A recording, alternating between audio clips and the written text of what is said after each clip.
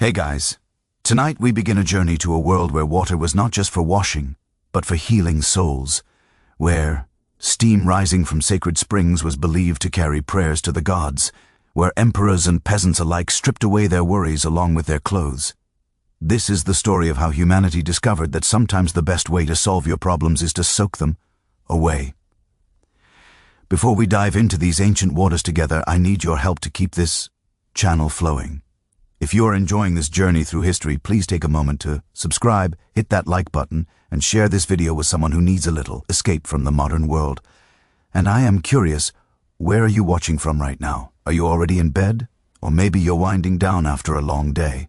Drop a comment and let me know what time it is where you are. I love knowing that we are all gathered here across different time zones sharing this quiet moment together. Now dim those lights, get comfortable, and let us step back 3,000 years to discover how it all began. Imagine you're standing at the edge of a natural hotring in ancient Japan around 1000 BC. The air is crisp, almost cold against your skin, but rising from the pool in front of you, steam curls upward like ghostly fingers reaching toward the sky. The water bubbles gently, heated by the volcanic fire deep beneath the earth. You are not alone. A group of hunters stands nearby, their bodies marked with cuts and bruises from days in the wilderness. They found this place by following a wounded deer, an animal that somehow knew what these men are only beginning to understand. This water heals. One of the hunters, an older man with a deep gash on his leg, steps into the water first. He winces as the heat touches his wound. But then something remarkable happens. The tension in his face melts away. His shoulders, which had been hunched up near his ears for days, slowly drop. He closes his eyes, and for the first time in weeks, he breathes deeply. The other hunters watch, and one by one they too enter the water. They do not speak. They do not need to. In this moment, surrounded by steam and warmth, they have discovered something more valuable than any prey they could hunt. They have found peace. This is how it began. Not with grand architecture or imperial decree, but with a simple, profound discovery. Water, when heated by the earth itself, could do more than clean the body. It could quiet the mind. It could ease the spirit. It could make a person forget, even if just for an hour, all the pain and worry that came with being human. The Japanese were not the only ones to stumble upon this magic. Across the world, in what would one day become England, Celtic tribes gathered around hot springs that bubbled up from limestone caverns. They believed a goddess lived in these waters. They called her Sulis, and they thought she could see the future, cure the sick, and carry their prayers to the realm of the divine. When you bathed in her waters, you were not just washing, you were performing an act of worship. You were asking for something greater than yourself to take away your burdens. Think about that for a moment. These were people who faced constant danger, hunger, disease, and the very real possibility of dying young. Life was hard in a way we can barely imagine today. And yet, they found time to gather at these springs to heat the water, to create rituals around bathing. Why? Because they understood something we're only now rediscovering in our therapy sessions and meditation apps. The mind needs a place to rest just as much as the body does. By around 1700 BC, the Minoans on the island of Crete had taken this understanding and turned it into architecture. In the Palace of Nos, archaeologists have found the remains of what might be the world's first designed bathroom. It was not just a hole in the ground or a river to wash in. It was a room carefully constructed with terracotta pipes to bring in water and drains to carry it away. The queen had her own bathing chamber decorated, with dolphins and sea creatures painted on the walls. Imagine her, this powerful woman in the ancient Mediterranean, lowering herself into warm water at the end of a long day of court politics and family drama. The painted dolphin seemed to swim around her in the flickering lamplight. For those moments she was not a queen with responsibilities and enemies and alliances to maintain. She was just a person floating in water, letting it all go. But here is what gets really interesting. These early baths were not just about physical comfort. They were spiritual places, medical centers, and social hubs, all rolled into one. When someone in ancient Japan fell ill, the community would take them to the onsen, the hot spring, and they would stay there for days, sometimes weeks. This practice was called toai, and it was based on a beautiful idea that healing takes time, that you cannot rush wellness, that sometimes the cure is simply to stop, to be still, to let warm water and time do their work. The minerals in these springs were thought to have magical properties, and you know what? They were not entirely wrong. Modern science has shown that sulfur-rich hot springs can indeed help with skin conditions. Magnesium-rich waters can ease muscle pain. The heat itself increases blood flow, reduces inflammation, and triggers the release of endorphins, those natural painkillers our bodies produce. The ancient peoples did not know the chemistry, but they knew it worked. They trusted the water. In what is now Bath, England, the Celts went even further. When Roman soldiers arrived in 60 AD, they found the Celts performing elaborate rituals at the springs of Sulis. People would throw offerings into the water, coins, jewelry, even curse tablets. Yes, curse tablets. These were small sheets of lead or put, where someone would write down the name of an enemy or someone who had wronged them, then throw it into the sacred pool. The idea was that Sulis would see the message and bring justice. Archaeologists have found hundreds of these tablets, and let me tell you, reading them is like scrolling through ancient Twitter. May the person who stole my cloak be struck with illness until they return it. Curse upon the man who cheated me in business. These people brought their anger, their frustration, their desire for revenge to the water. And somehow in the act of releasing it there, they found a way to let it go. The Romans, practical as always, looked at this Celtic tradition and thought, we can build on this. And build they did. They constructed a massive complex around the springs at Bath with heated rooms, cold plunge pools, and a temple to Sulis Minerva, combining the Celtic goddess with their own deity of wisdom. They understood that these springs were special, not just because of the minerals or the heat, but because of what they represented, a threshold between the ordinary world and something greater, a place where transformation was possible. This idea that bathing could transform you spread like wildfire across the ancient world. The Greeks built elaborate gymnasiums with attached bathing facilities. After exercising, athletes would scrape the sweat and dirt from their skin with a curved metal tool called a stridle, then rinse in cool water. But they also built pools heated by fire, rooms filled with steam, spaces designed specifically for conversation and philosophy. They believed that a sound mind required a sound body, and both read regular bathing. Plato and Aristotle probably discussed their greatest ideas while lounging in warm water, steam rising around them, their minds freed from the constraints of the physical world by the very act of tending to it. By the time the Roman Empire was in full swing, bathhouses had evolved into something unprecedented in human history. They were not just for the wealthy, they were not exclusive. A laborer could pay a few coins, less than the cost of a loaf of bread, and spend an entire afternoon in the same baths used by senators and merchants. Everyone was naked, which meant all the markers of social class, the fine clothes, the jewelry, the symbols of wealth were left in the changing room. In the water, you could not tell who was rich and who was poor. You could only see who had learned to relax and who was still carrying the weight of the world on their shoulders.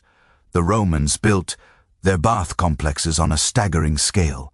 The baths of Caracalla, completed in 217 AD, could hold 1,600 people at once. 1,600 people all bathing together in a building that covered 27 acres. To put that in perspective, that is bigger than many modern shopping malls. Inside there were libraries where you could read while taking a break from the hot rooms. There were gardens where you could walk between bathing sessions. There were vendors selling food and wine, massage therapists offering their services, and rooms where people gathered just to talk. And here is the thing that really gets me. This was not considered a luxury. This was considered a necessity. The Romans believed that if you did not bathe regularly, you were not really civilized. Bathing was citizenship. It was participation in society. It was how you showed that you cared about yourself and your community. Can you imagine if we thought about self-care that way today? If taking time to truly relax was not seen as indulgent, but as essential. If we built massive public spaces designed specifically for people to shed their stress and reconnect with each other. But the Romans were not the first to build large-scale public baths, and they would not be the last. As their empire expanded, they brought bathhouse culture with them, but they also encountered other bathing traditions. In Turkey, they found the hammam. In North Africa, thermal springs that had been used for centuries. Each culture added something new to the concept. The Turkish hammam emphasized the scrubbing ritual, the vigorous removal of dead skin and impurities. The Japanese Onsen culture focused on quiet contemplation and the spiritual aspects of bathing. The Roman themi prioritized social interaction and intellectual discourse. What united all of these traditions was a fundamental understanding. Humans need places to forget their worries. We need sanctuaries where the usual rules do not apply, where we can be vulnerable without judgment, where the constant noise of daily life fades into the sound of water and steam. Our ancestors knew this 3,000 years ago, and they built monuments to this knowledge. They dug channels, heated water, carved marble, all in service of creating spaces where people could come to remember what it felt like to be at peace. Tonight, as you drift off to sleep, I want you to imagine that steam rising from those first hot springs in Japan. Imagine those hunters setting down their spears and stepping into the warm water. Imagine the relief that washed over them as the heat soaked into their tired muscles. They had no idea. They were beginning a tradition that would spread across continents and survive for millennia. They just knew that in that moment, in that sacred water, everything else could wait. Their wounds would heal, their worries could fade, and for just a little while they were free. But this is just the beginning of our story. Because once humans discovered that water could heal the soul, they started asking bigger questions. How do we bring this to everyone? How do we make it better? How do we build entire cities around this idea? And that brings us to Rome, to an empire that would transform the simple act of bathing into the most elaborate social ritual the world had ever seen. In our next part, we will step into the magnificent thermae of ancient Rome, where up to 3,000 people would gather each day, where libraries and gymnasiums surrounded the pools, where the line between bathing and living completely disappeared. Trust me, you will not want to miss what these Romans built, and more importantly, why they built it. So stay with me, keep those eyes closed, and let us continue this journey together, from sacred springs to marble palaces, from ancient wisdom to truths we desperately need to remember today. Picture this scene with me for a moment. It is a Tuesday afternoon in Rome around 150 AD. The sun hangs low in the sky, casting golden light across marble columns that seem to touch the heavens. You are standing outside the Baths of Trajan, one of the grandest structures in the entire empire. The building before you is not just big. It is absurdly, almost comically enormous. Inside those walls at this very moment, there are nearly 3,000 people. 3,000. That is more than most rock concerts today. And they're all there for one reason, to bathe. But here is where it gets interesting. If you walked up to any one of those 3,000 people and asked them why they came today, almost none of them would say to get clean. That would be like going to a shopping mall just to walk through the doors. Sure, it is something you do while you're there, but it is not really the point, is it? Let me take you inside, and I promise you what the Romans built here will change the way you think about public spaces forever. You enter through massive bronze doors, and immediately you're hit with sound. Not the echoing silence you might expect in a modern spa, but voices, hundreds of them, maybe thousands, all blending together into this warm hum of human connection. Someone is laughing loudly near the changing rooms. A group of men are arguing about chariot racing, their voices rising and falling with passion. Somewhere in the distance you can hear splashing, and closer by the rhythmic slap of a massage therapist working oil into someone's shoulders. The first room you enter is called the apoditarium, the changing room, and this is where you learn your first lesson about Roman baths. Everyone is equal here. I mean, everyone. You see a man carefully folding an expensive toga, the kind that costs more than a laborer makes in a year. Next to him, a construction worker is stripping off his dusty tunic.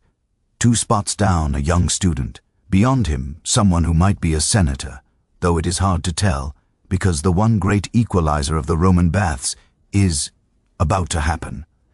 They are all going to get naked, and I do not mean naked in the way we might think of it, where you try to change clothes while holding a towel strategically in place and avoiding eye contact with everyone. The Romans thought that was ridiculous.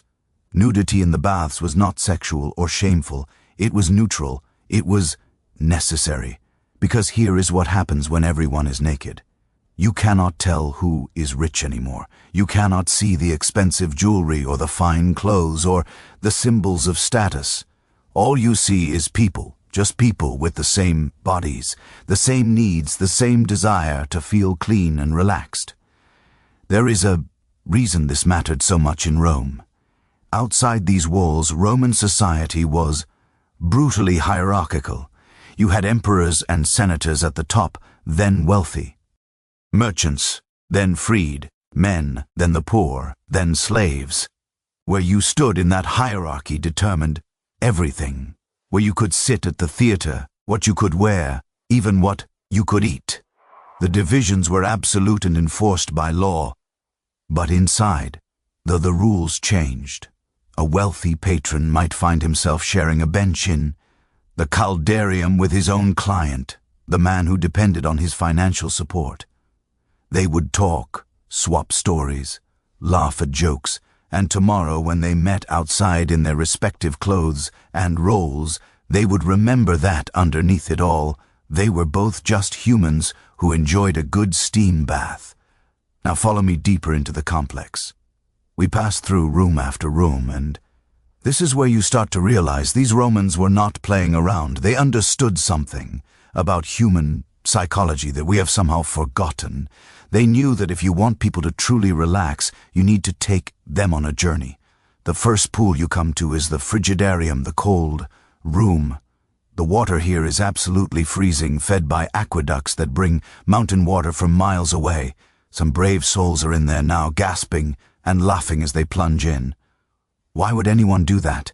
Because the Romans discovered that shocking your body with cold water after being in the heat does something magical to your mind. It jolts you completely into the present moment. Every worry, every problem, every troubling thought just vanishes in the pure shock of that cold. Your body goes into survival mode, which means your brain finally mercifully shuts up. But you're not ready for that yet. You keep walking, and now you enter the tedarium, the warm room. This is the transition space, heated to a comfortable temperature that makes your muscles start to unwind. People are lounging here on marble benches that run along the walls. Some are alone, eyes closed, breathing deep. Others are in quiet conversation. There is an old man here who comes every single day at the same time. Everyone knows him. He has been coming to these baths for 40 years. His wife died a decade ago. His children live in other parts of the empire. And this place, these people, this ritual of bathing, this is his family now. The regular bathers nod to him as he settles onto his favorite bench. No one has to say anything. The acknowledgement is enough. He is seen. He belongs. And then you move into the colarium, the hot room. And this is where the magic really happens.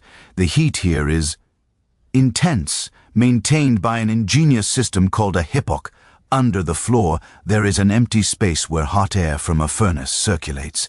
The floors are raised on small pillars, and the walls are hollow so the heat rises through them. It is like being inside a giant oven, except instead of cooking you, it is melting away every bit of tension you did not even know you were carrying. You find a spot on the heated floor and you lie down. Within minutes you are sweating. Really sweating. The Romans believed that sweating was not just good for the body, but essential for the soul. They thought that worry and fear and anger could get trapped inside you, and the only way to release them was through your skin. So, they would lie here for 30 minutes, sometimes an hour, just sweating it all out. And you know what? Modern science suggests they were onto something. When you sweat, you do release stress, hormones. Your body literally purges cortisol and other chemicals associated with anxiety. But the physical benefits are only half the story. What really made these baths special was what happened between people in these rooms. See, there is something about being hot and relaxed and slightly vulnerable that makes humans more honest with each other. Walls come down, pretenses fall away. And so, Calarium became the place where Romans had their most genuine conversations. Listen to this. A man named Marcus, a low-level government, Clare, is sitting in the Calarium next to a senator named Gas. In the normal world, Marcus would never dare to speak to Gas. The social distance between them is too vast. But here, both dripping with sweat, both equally undressed and uncomfortable in the heat, Marcus mentions that he is worried about his son, who wants to join the army. Gas, who lost his own son in a military campaign in Germania, suddenly opens up. He talks about his grief, his regrets, his fear that he pushed his boy too hard toward glory. Marcus listens. He offers no solutions because there are none. But he is present. He witnesses this powerful man's pain, and Gas, who spends his days maintaining a facade of strength and control, gets to be honest for once. They will probably never speak this intimately again. Tomorrow, Gas will be in the Senate, and Marcus will be shuffling papers in some administrative building. But today in this room, they connected as humans. This happened thousands of times a day in Roman baths. Deals were struck not through formal negotiations, but through casual conversations between business owners who happened to sit next to each other in the tepidarium. Political alliances formed because two men discovered they shared the same massage therapist and got to talking. Friendships bloomed between people who would never have met otherwise. And speaking of massage therapists, can we talk about the ancillary economy these baths created? There were hundreds of people who made their living in and around the massage therapists, yes, but also food vendors selling everything from oysters to honey cakes. There were personal trainers in the palestra, the exercise yard, coaching people through their workout routines. There were attendants who watch your clothes in the changing room for a small fee.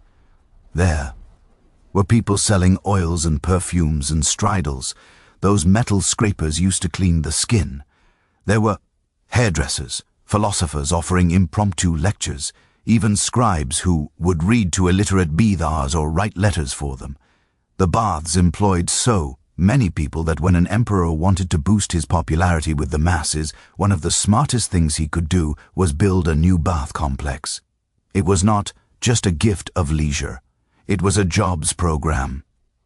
The baths of Caracalla, opened in 217 AD, required an estimated 9,000 workers to maintain and operate. 9,000 jobs created by one building complex. That is more than most factories employ today. But here is the part that really blows my mind. Entry to these massive, luxurious facilities cost 1 quadron. That is 1/4 of an heir, which was already one of the smallest Roman coins, basically pocket change. Sometimes emperors or wealthy citizens would sponsor free bathing days where admission cost nothing at all.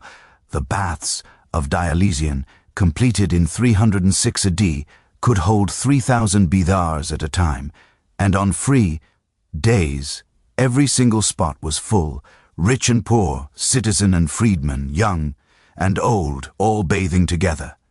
Why did the Romans do this? Why did they spend enormous amounts of money building these massive public facilities and then charge almost nothing for admission? Because they understood something fundamental about civilization. They believed that a society where only the wealthy could afford to be clean, to be healthy, to have leisure time, was a society that would eventually tear itself apart. The baths were not charity. They were infrastructure as essential as roads or aqueducts. They were an investment in social cohesion. Think about what that meant in practical terms. If you were a poor laborer in ancient Rome, you probably lived in a cramped apartment in a multi-story building with no running water. Your daily life was hard, dirty, and exhausting.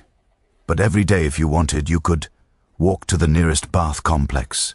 And for the price of a piece of bread, you could spend hours in luxury. You could exercise in facilities that would rival any modern gym.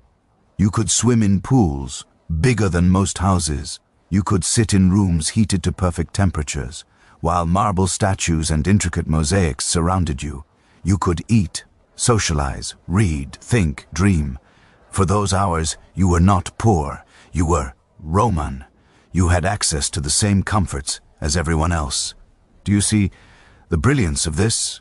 The Romans were not just building baths. They were building belonging. They were creating spaces where the brutal hierarchies of daily life could temporarily dissolve, where people could remember that, despite all their differences in wealth and status, they shared the same fundamental needs and desires.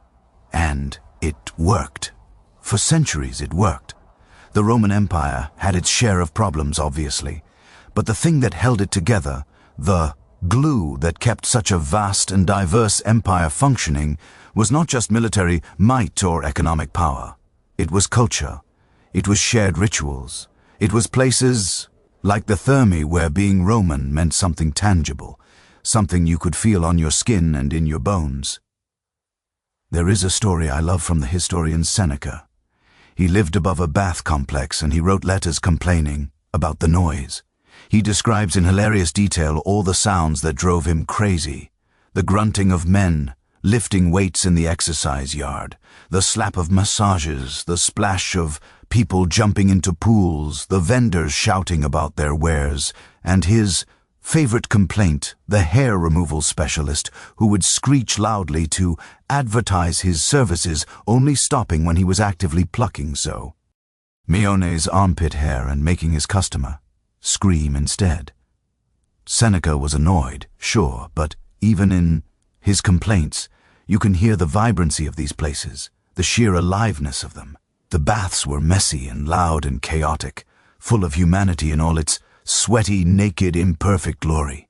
And that was exactly the point. They were not serene meditation retreats. They were the beating heart of Roman social life, pumping connection and community through the arteries of the empire. As you lie here tonight, drifting towards sleep, I want you to imagine walking out of that calarium, your skin pink from the heat, your mind quiet for the first time in days. You rinse off in the tepidarium, then gather your courage and plunge into the frigidarium.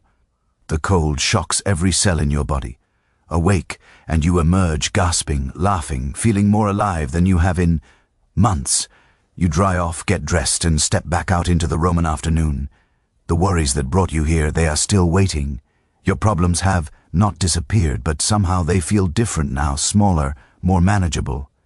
Because for the last few hours you were reminded that you're not alone. You're part of something bigger, something ancient and ongoing, a human community that knows how to take care of itself. But as magnificent as these Roman baths were, they were not the final word on bathing culture, because while the Romans were building their marble palaces, other civilizations were developing their own traditions, their own ways of understanding what it means to wash away your worries. And in our next part, we will discover something the Romans never quite figured out: how to design a building specifically to help you forget. We will explore the architecture of escape, the careful manipulation of light and space and temperature that can guide a troubled mind toward peace. So stay with me. The water is still warm. The journey is far from over, and the best parts are yet to come. There is a secret that architects have known for thousands of years, something most of us walk past every day without noticing. The spaces we inhabit are not neutral. They're not just containers for our lives. They shape how we feel, how we think, even how we breathe. And nowhere was this understanding more sophisticated, more deliberately applied than in the design of ancient Bathhouses. These buildings were not just functional. They were psychological machines carefully engineered to guide your mind from chaos to calm, from worry to wonder. Let me show you how they did it. We're going to walk through a bath house together, but this time pay attention to everything except the water. Notice the light. Notice the sound. Notice how each room makes you feel just a little bit different than the one before.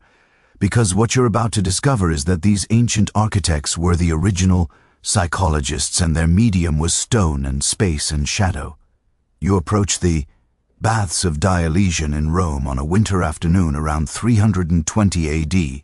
Before you even enter, the building is already working on you. The exterior walls are massive, imposing, built from brick and concrete that will stand for over 1,000 years. But here is the clever part. They are intentionally plain, almost fortress-like. No fancy decorations out here, no marble, columns, just solid protective walls. Why? Because the architects wanted you to feel safe before you even stepped inside. In a world where invasion, disease, and disaster were constant threats, these walls said, inside here you are protected. The chaos of the world stops at this threshold. You walk through the entrance and immediately everything changes. Where the outside was all hard, lines and rough brick, the inside explodes with beauty. Marble floors in, patterns so intricate they look like frozen rivers. Columns soaring upward, their capitals carved with leaves and flowers. And the ceiling, oh the ceiling. A vast dome stretches above you, and cut into that dome are hundreds of small circular windows. The Romans called them oculi, eyes. And as the sun moves across the sky throughout the day, these eyes create constantly shifting patterns of light on the marble below.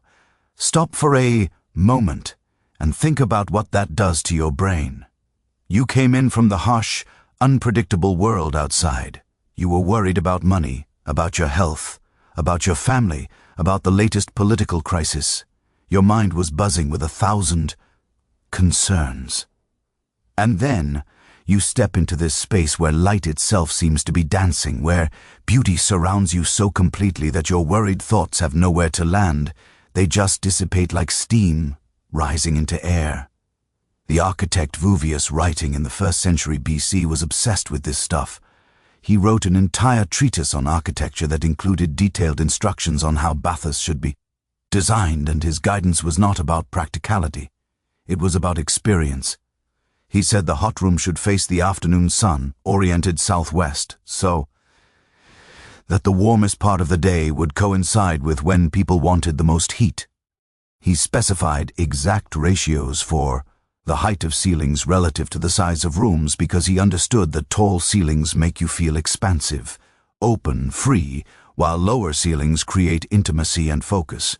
But the real genius was in the journey they created. Follow me now and notice how each transition is designed to shift your state of mind. You enter the apoditarium. First, the changing room. This space is deliberately kept at normal temperature, lit by natural light from high windows. It feels almost like the outside world, familiar and comfortable. You undress here, hanging your clothes on hooks or handing them to an attendant. This is the last moment of your clothed social identity, and the room knows it. The space is functional, unremarkable. Nothing here demands your attention. You're still in transition, not quite committed to the experience ahead. Then, you move into the palestra, the exercise yard. Many bath complexes had these open-air courtyards surrounded by columns where people would run, wrestle, lift weights, play ball games. And the architectural brilliance here is that it is an outdoor room. You have walls around you, columns, framing your view, but above you nothing but sky. This design does something subtle to your mind. It says you are contained but not confined. You have structure but also freedom. Have you ever noticed how good it feels to exercise outside?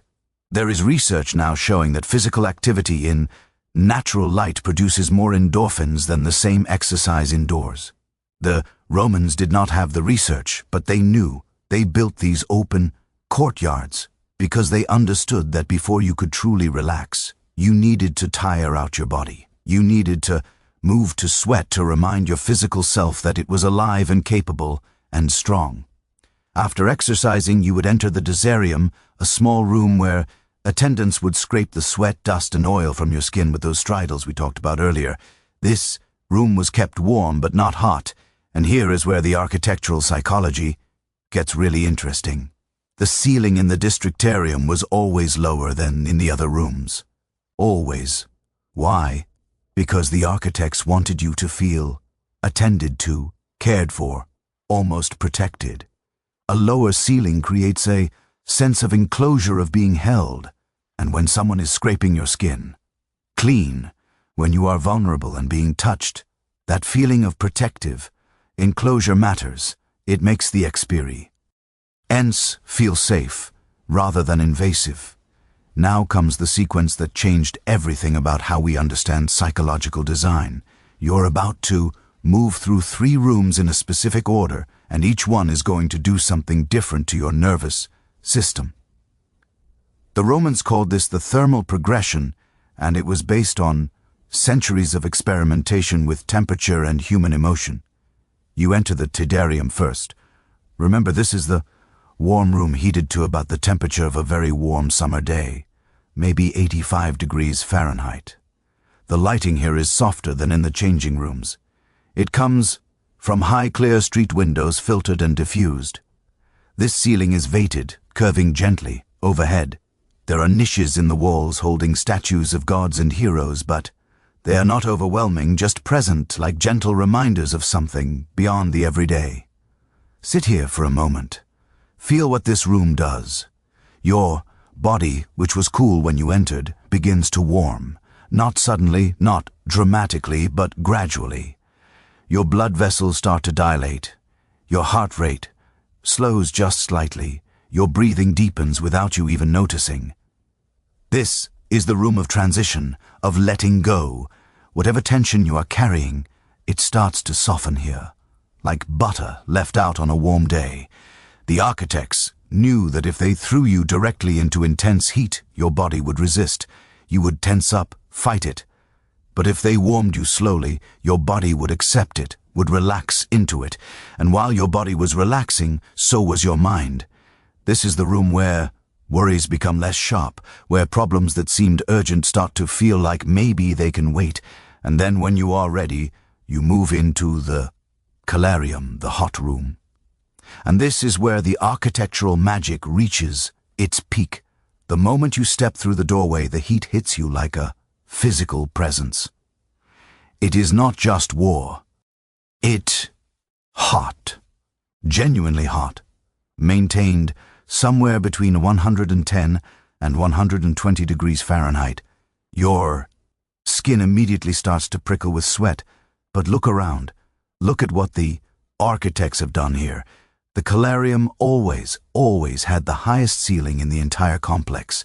In the baths of Caracalla, the calarium ceiling soared over 100 feet above the floor. Why so high? Because the architects understood something profound about human psychology and temperature. When you're very hot, you need to feel like you have space to escape. A low ceiling, when you're overheated, creates panic, claustrophobia. But a high ceiling, especially one punctuated with windows that let you see the sky, creates the opposite feeling. Yes, you are hot, but you are also free. You can breathe. The space is not closing in on you. And here is the detail that gets me every time. The windows in the calarium were specifically designed to create moving patterns of light in the steam. As the hot water in the pools evaporated, as people moved and breathed and talked, the steam would rise and swirl through the room. and the sunlight coming through those high windows would catch in the steam, creating these glowing, shifting columns of light that looked almost supernatural. Imagine you are lying on the heated marble floor of the colarium, sweat pouring off you, and you look up to see sunlight streaming through steam. The beams visible and solid-looking, slowly moving as the air currents change. What do you think that does to a worried mind? It captivates, it mesmerizes, it gives your anxious thoughts something beautiful to attach to instead of whatever problem drove you here. Your brain, which has been spinning and spinning with concerns, finally has permission to just watch, just be. The ancient architect Apollodorus of Damascus, who designed Trajan's baths in 104 AD, wrote something fascinating. He said the colarium S would make a person feel held by heat and lifted by light. Held and lifted. Those were his actual words. He understood that the combination of intense heat from below and soaring, light-filled space above created a specific emotional state, grounded but transcendent, embodied but free. But the thermal progression was not over. After the colarium, you would move to the laconicum, the dry heat room. This was like a sauna, even hotter than the colarium, but without the moisture. The air here was so dry it almost hurt to breathe at first. And architecturally, this room was always the smallest, most enclosed space in the entire complex. The ceiling was low, domed, pressing down. The windows were tiny, just small openings near the top of the dome. Why would they do this? Why create this claustrophobic, intensely hot little room? Because the architects were brilliant manipulators of contrast. After the expansive, soaring colarium, the laconicum felt like retreating into a cave into the earth itself. It was meant to be intense, almost uncomfortably so. You were not supposed to stay long, maybe 5 or 10 minutes at most, just long enough to push your limits, to test your endurance, to prove to yourself that you could handle discomfort. And then came the moment the entire thermal journey was building toward. You would leave the laconicum, walk quickly through the now pleasantly warm terrarium, and plunge into the frigidarium, the cold pool. The frigidarium was always placed in a room, flooded with natural light, always. The ceiling was high again, often with a massive skylight directly overhead, and the water was shockingly, brutally cold, fed by aqueducts bringing mountain water that was barely above freezing. When you plunged into that water after being in the laconicum, your entire nervous system essentially rebooted. Every nerve ending fired at once. Your heart rate spiked then, crashed then, found a new rhythm, slower and steadier than before. Your breathing, which had been shallow and rapid in the heat, suddenly became deep and controlled because you needed all the oxygen you could get to deal with a cold shock. And in that moment, every single thought in your head vanished, gone, not because you achieved some meditative state of enlightenment, but because your brain simply did not have the bandwidth to think about your mortgage or your difficult coworker or your health concerns while it was busy screaming at you about the cold water. For 30 seconds, maybe a minute, you were completely, utterly present. Nothing existed except the cold and your body's response to it. The architects knew this would happen. They designed the frigidarium to be beautiful, to be filled with light, because they wanted that moment of pure presence to be associated with beauty.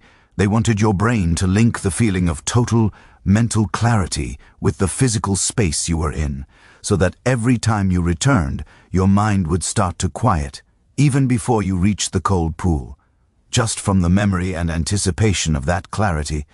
But there is one more architectural detail I need to tell you about, because it is perhaps the most psychologically sophisticated element of all. In almost every major bath complex, there was a final room that most modern descriptions skip over. It was called the antorium, the anointing room. After the shock of the cold pool, you would go here. This room was kept at normal temperature. The lighting was gentle, often from oil, lamps rather than windows, creating a warm amber glow. The ceilings were moderate, not soaring, not low, just human-scaled. And here, attendants would massage oil into your skin, which was now incredibly receptive after all the temperature changes and the scraping in the water. The oil would be scented, usually with lavender or rose or myrrh. The genius of this room was that it brought you gently back to normal reality. You had been on this intense journey through heat and cold, through soaring spaces and enclosed ones, through bright light and steam and shocking sensation. You could not just put your clothes back on and walk back out into the world. You would be too raw, too open, too altered. You needed a transition back, and that is what the Ankorium provided. Gentle, light, moderate temperature, the soothing touch of massage, the pleasant smell of oil. It was saying to your nervous system, you can settle now. You can come back, but you are bringing the calm with you. There is a Roman writer named Lucian who described his experience of the baths in the 2nd century AD, and he said something I have never forgotten. He said, the bathhouse teaches the body to remember peace, not just to feel it in the moment, but to remember it, to carry it. That is what the architecture was really doing. It was not just making you feel relaxed while you were there. It was training your body and mind to know what deep relaxation felt like, so you could find your way back to it even when you were not in the baths. This sequence of spaces, the manipulation of light and temperature and enclosure and openness, it was all designed to create a physical memory of peace that would stay with you. Can you imagine if we built our public spaces with that intention today? If every library, every community center, every park was designed with the same level of psychological sophistication, with the same commitment to guiding people toward calm and connection, what would our cities feel like? What would our lives feel like? The Roman bathhouse architects were not just building places to wash. They were building tools for mental health, for social cohesion, for teaching an entire civilization how to let go of their worry. At least for a few hours. And they were so good at it that people came every single day, not out of obligation, but out of genuine need. The baths were not a luxury. They were medicine. They were therapy. They were church and community center and meditation retreat, all rolled into one brilliant architectural package. Close your eyes now and imagine walking through those spaces one more time. Feel the shift from cool to warm to hot to cold. See the light changing from bright to diffuse to glowing to brilliant. Sense how each room asked something different of you, gave you something different, moved you one step further from wherever you started and one step closer to peace. This was the gift these ancient architects gave to their world. They built for getting into the very walls. They made escape a physical place you could walk to. And they were not the only ones who understood this art, because while the Romans were mastering temperature and light and spatial sequence, on the other side of the world, another culture was developing their own architecture of escape, built on entirely different principles, but reaching toward the same profound truth. In our next part, we will travel to Japan, to Onsen, nestled in mountains and forests, where the design was not about grandeur, but about disappearing into nature itself, where the ultimate luxury was not marble and columns, but the sound of wind in bamboo and the sight of snow falling into hot water. So keep your eyes closed, keep breathing slowly, and let us continue this journey across the world and through the centuries, discovering all the ways humans have tried to build spaces where worries cannot follow. Snow is falling. Each flake drifts down slowly, almost reluctantly, as if it knows what awaits below. You're standing at the edge of a natural pool carved into rock somewhere in the mountains of northern Japan. Steam rise to meet the falling snow, and where they collide, something magical happens.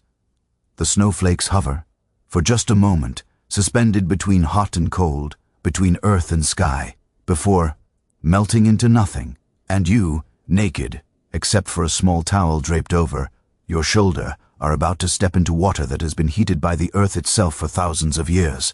This is Onsen culture, and what you're about to learn is that while the Romans built grandeur to help people forget their worries, the Japanese discovered something even more radical. They found that the path to forgetting was not through impressive architecture or social spectacle, but through the complete and total eraser of everything that separated one human being from another. Let me take you to a moment in history that will change how you think about equality forever. It is 1615. During the early years of the Edo period in Japan, the country has just emerged from centuries of brutal civil war. The Tokugawa shogunate has established order, but it is a rigid, hierarchical order. Society is divided into strict classes: samurai at the top, then farmers, then artisans, then merchants. Where you're born determines everything about your life, your clothing, your speech, even the size of your house. The distinctions are absolute and enforced with deadly seriousness. A samurai can legally kill a commoner for showing insufficient respect, but there is one place where these ironclad rules dissolve like that snow melting in steam, the Onsen. Picture a small village in the mountains, maybe 2 days, travel from Kyoto.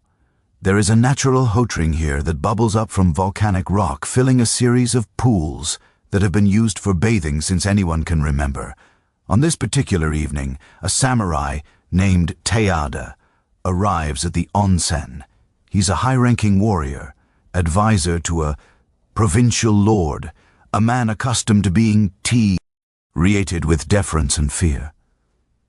He carries 2 swords at his hip, the mark of his elite status. No one else in Japan is allowed to carry 2 swords. It is the ultimate symbol of his place in the hierarchy. T enters the changing area and removes his elaborate silk garments. He unbuckles his swords and sets them carefully aside. He wraps a small towel around his waist, more for modesty during the transition than anything else, and walks toward the outdoor pool. The steam obscures his vision at first, but as he gets closer, he sees that the pool is already occupied. There is a farmer soaking in the water. His hands are calloused and rough, his skin darkened by years of working in rice paddies. In the normal world, this farmer would have to bow so low his forehead touched the ground. If Taada walked past, they would never speak. The social distance between them is an unbridgeable chasm. But here, in the onsen, something different happens. T removes his towel and steps into the water, settling onto a submerged rock on the opposite side of the pool from the farmer. For a moment, neither man speaks. The only sounds are the bubbling of the spring, the wind in the pine, trees overhead, and the distant call of a crow. Then the farmer, in a tone that is respectful but not servile, says, "The water is particularly good tonight.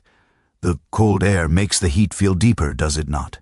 And Takada, this samurai, who could legally kill this man for speaking to him unbidden, nods and says, "Yes, I have been traveling for 3 days.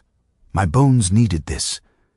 They sit in silence for a while longer, and then they begin to talk not about politics or hierarchy or status, but about simple things. The farmer mentions that his daughter is learning to read. T talks about how his back has been troubling him lately. The farmer suggests a particular stretch that helped his own back pain. T tries it, rotating his shoulders in the warm water, and feels something release. He thanks the farmer. The farmer nods. What just happened? In this moment, centuries of rigid social structure have temporarily evaporated. The samurai and the farmer are not warrior and peasant. They are just 2 middle-aged men with sore backs, sharing warm water and small kindnesses. The Japanese had a phrase for this kind of interaction. They called it hanoi, which translates roughly as naked relationship or naked association. The idea was profound.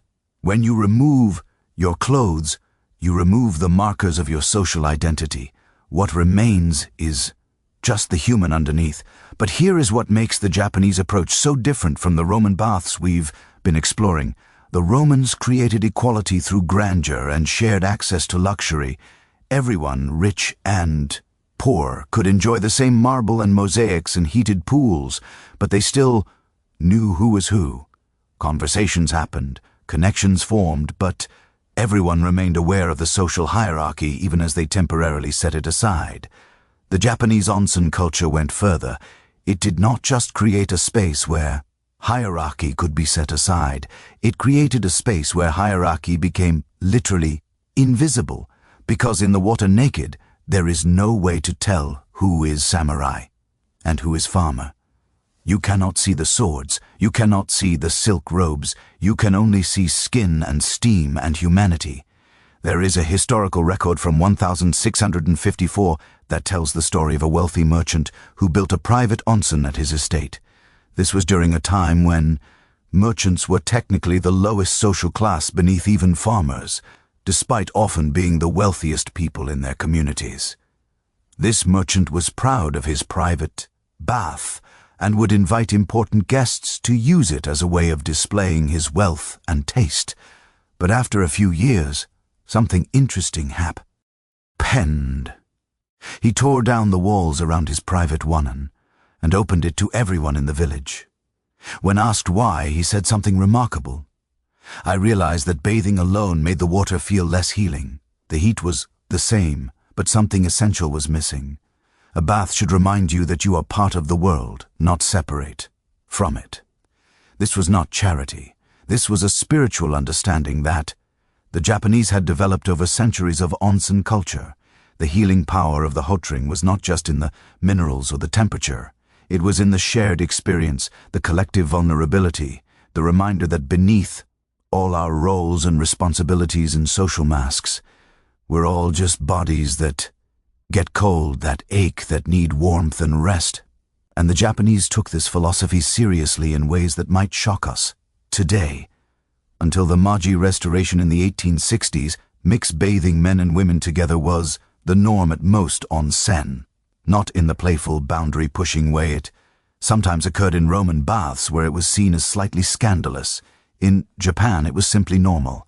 Families bathed together, neighbors bathed together. Gender was just one more distinction that dissolved in the water. When Western missionaries arrived in Japan in the 1500s, they were scandalized. They wrote letters back to Europe describing the shameless behavior of the Japanese, men and women bathing together with apparent innocence. They tried desperately to convince the Japanese that this was immoral, improper, against God's will, and the Japanese were baffled by their reaction. What could possibly be shameful about bathing? What was sexual about a grandmother, her daughter, and her granddaughter soaking in a hot spring alongside the men of their family? The Western concept of shame around the naked body simply did not translate. It was not until the 1950s, after decades of Western influence and pressure from Japanese lawmakers who had adopted Western ideas about modesty, that gender-segregated bathing became the legal requirement at most public onsen. And you know what happened? Many of the older generation mourned it.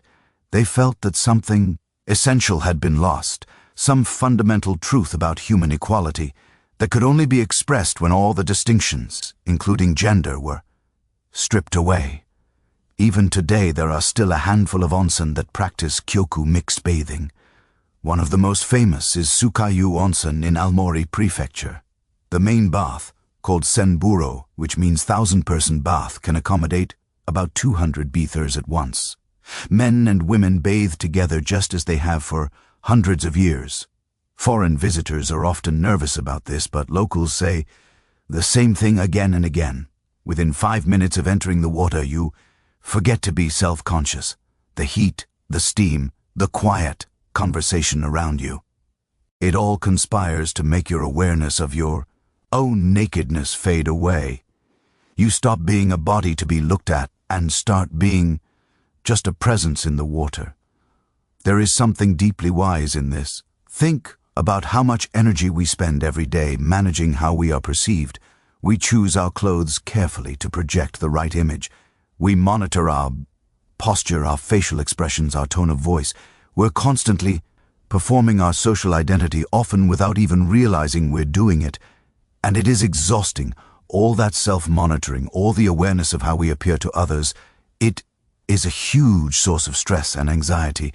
The Onsen tradition says, what if you had a place where none of that mattered, where you could not perform status because there were no markers of status to display, where you could not hide behind carefully chosen clothes or makeup or accessories, where you had to just be exactly as you are, no more and no less than anyone else in the water, with you. The psychological relief of this is enormous. There is a reason the Japanese have continued this tradition for over 1,300 years. It meets a deep human need to occasionally set down the burden of our social identity and remember what we are underneath it all. But the Onsen tradition has another layer of wisdom that the Romans never quite developed. It is about the relationship between humans and nature. Roman baths were triumphs over nature. They bent the natural world to human will through engineering and architecture. They heated water with furnaces, moved it through pipes, enclosed it in marble. It was magnificent, but it was also a demonstration of human power over the elements. Japanese Onin culture took the opposite approach. The ideal onsen was one that changed nature as little as possible.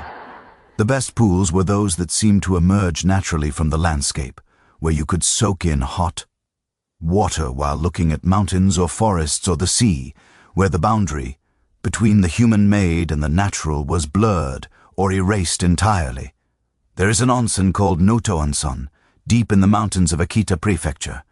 The main in there, Toru Noryu, has been operating for over 300 years. The outdoor bath sits at the edge of a forest of beech trees.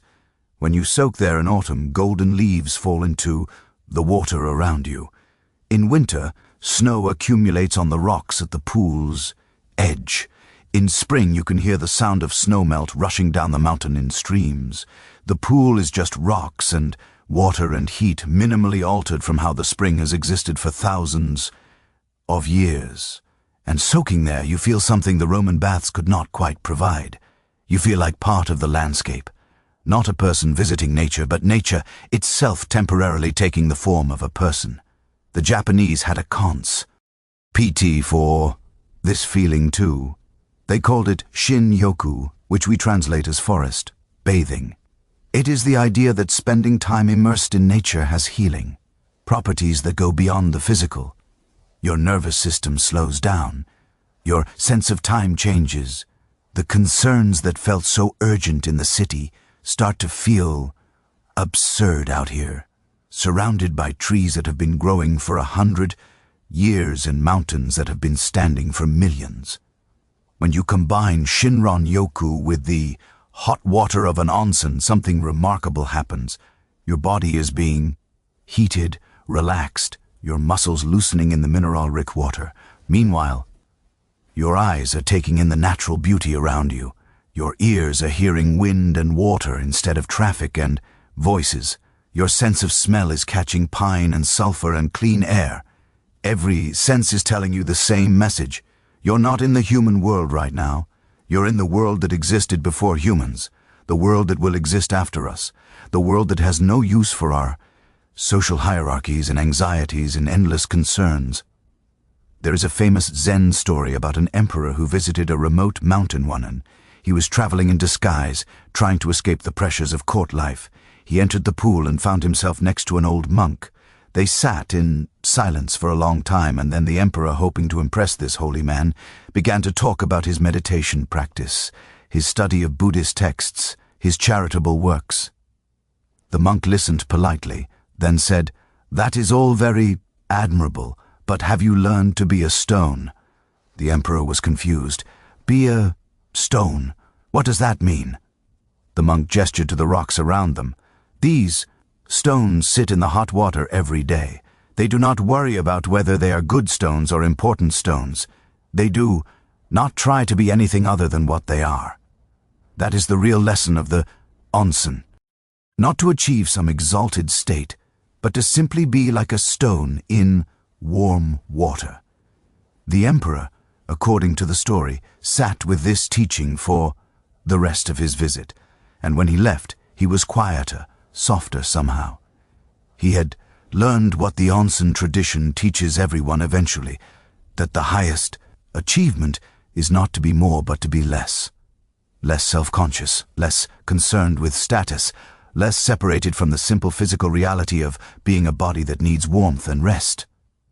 This is why the Japanese approach to bathing created something the Romans could not quite achieve. The Romans created magnificent spaces that reminded you that you were part of a great civilization. The Japanese created simple spaces that reminded you that you were part of the earth itself. Both offered ways to forget your worries, but they were different kinds of forgetting.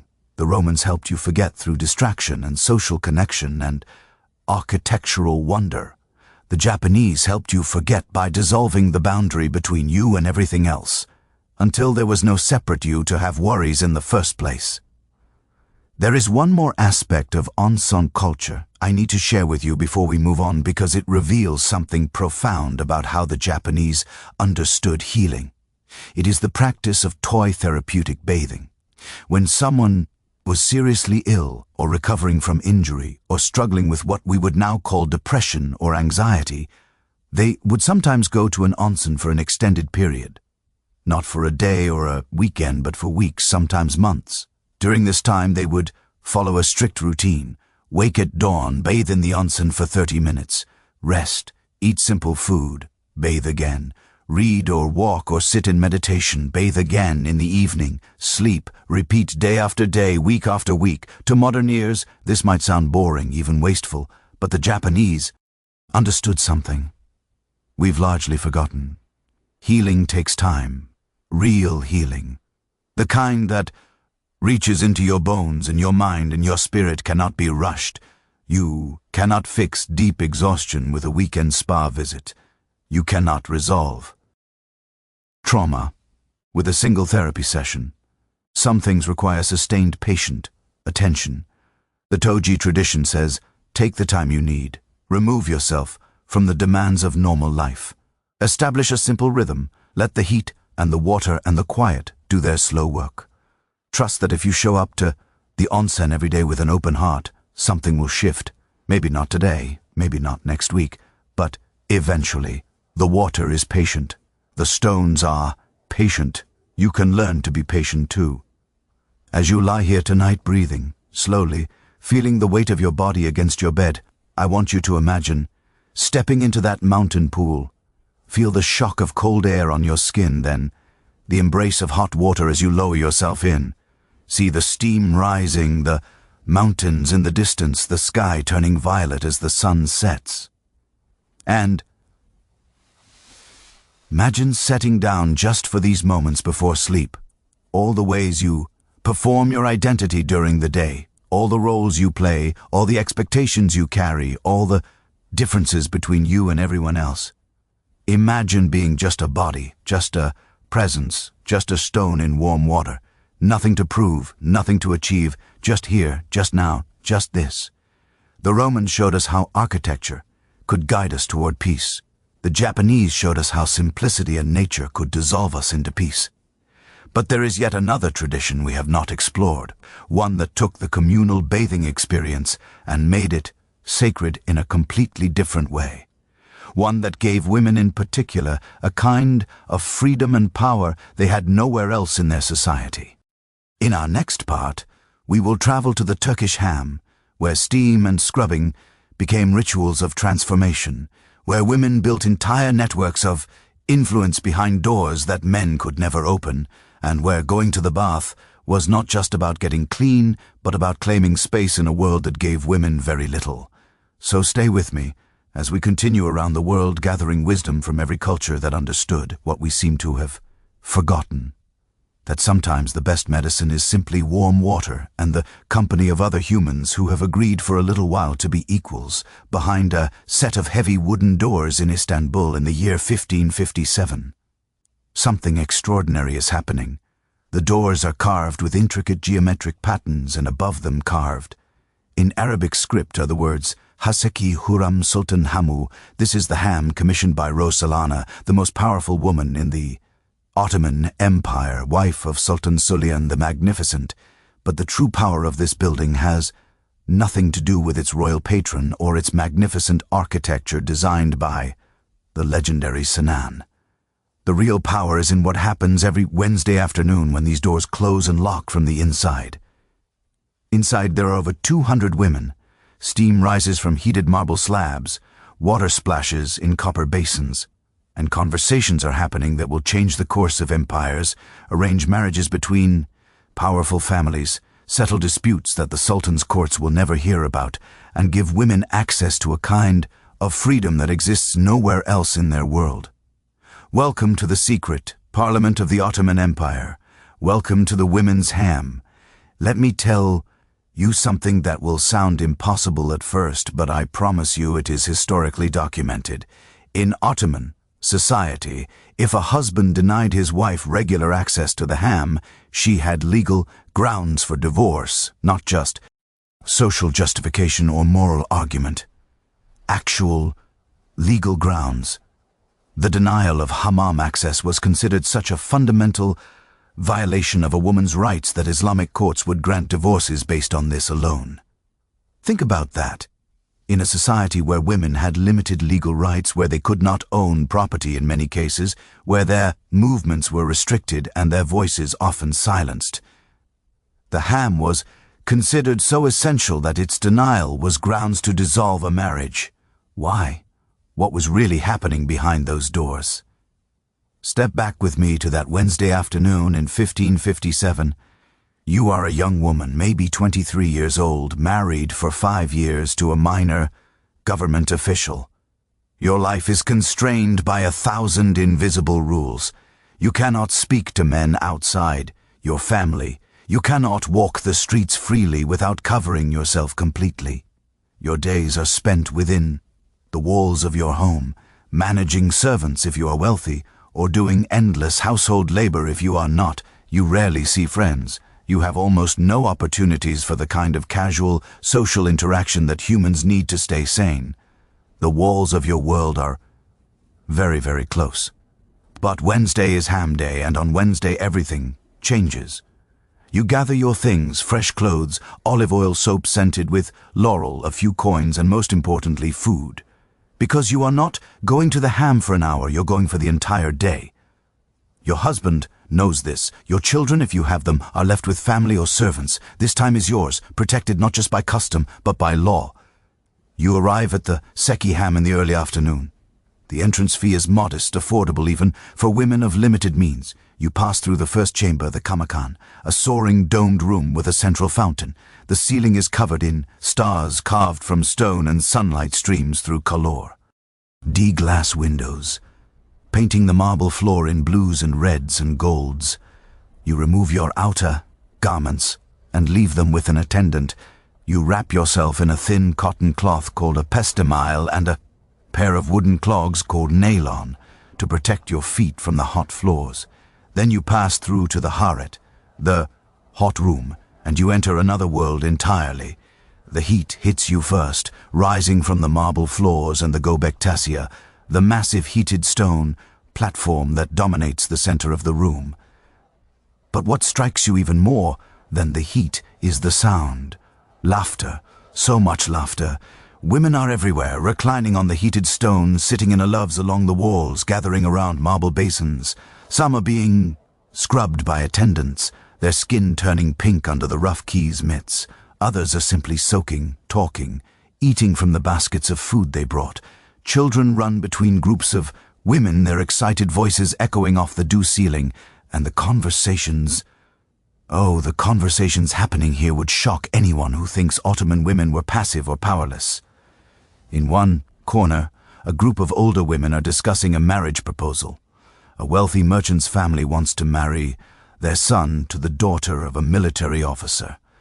But the bride's family is hesitant. Is the merchant's family respectable? Can they be trusted? The women gathered here know things that no formal investigation would ever uncover. One woman's cousin worked as a servant in the merchant's household. Another woman's sister-in-law buys fabric from the merchant's wife. Within an hour they have assembled a complete picture of this family, their financial stability, their treatment of servants, their reputation in the community, even the temperament of the proposed groom. The decision of whether this marriage happens will be made here in this steam-filled room by these women who, theoretically, have no political or economic power.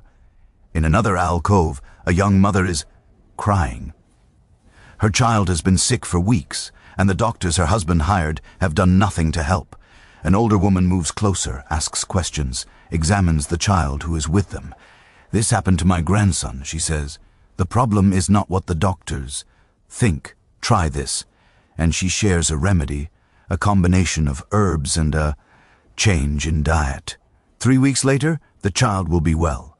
The young mother will return to the Hammam and embrace this older woman with tears of gratitude. A life will have been saved, and the doctors will never even know why their patient recovered. Near the Quebec Tasha, 2 women are engaged in what looks like casual gossip, but is actually sophisticated political maneuvering. One woman's husband is seeking a promotion in the government bureaucracy. The other woman's brother-in-law serves in the same office. Information is being exchanged, alliances are being formed, all in the guise of friendly conversation.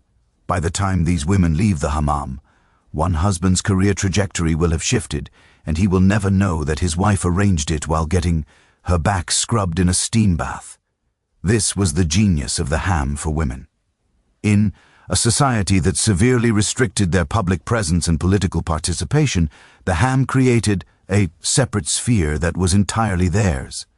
Men had their coffee houses and mosques and government offices.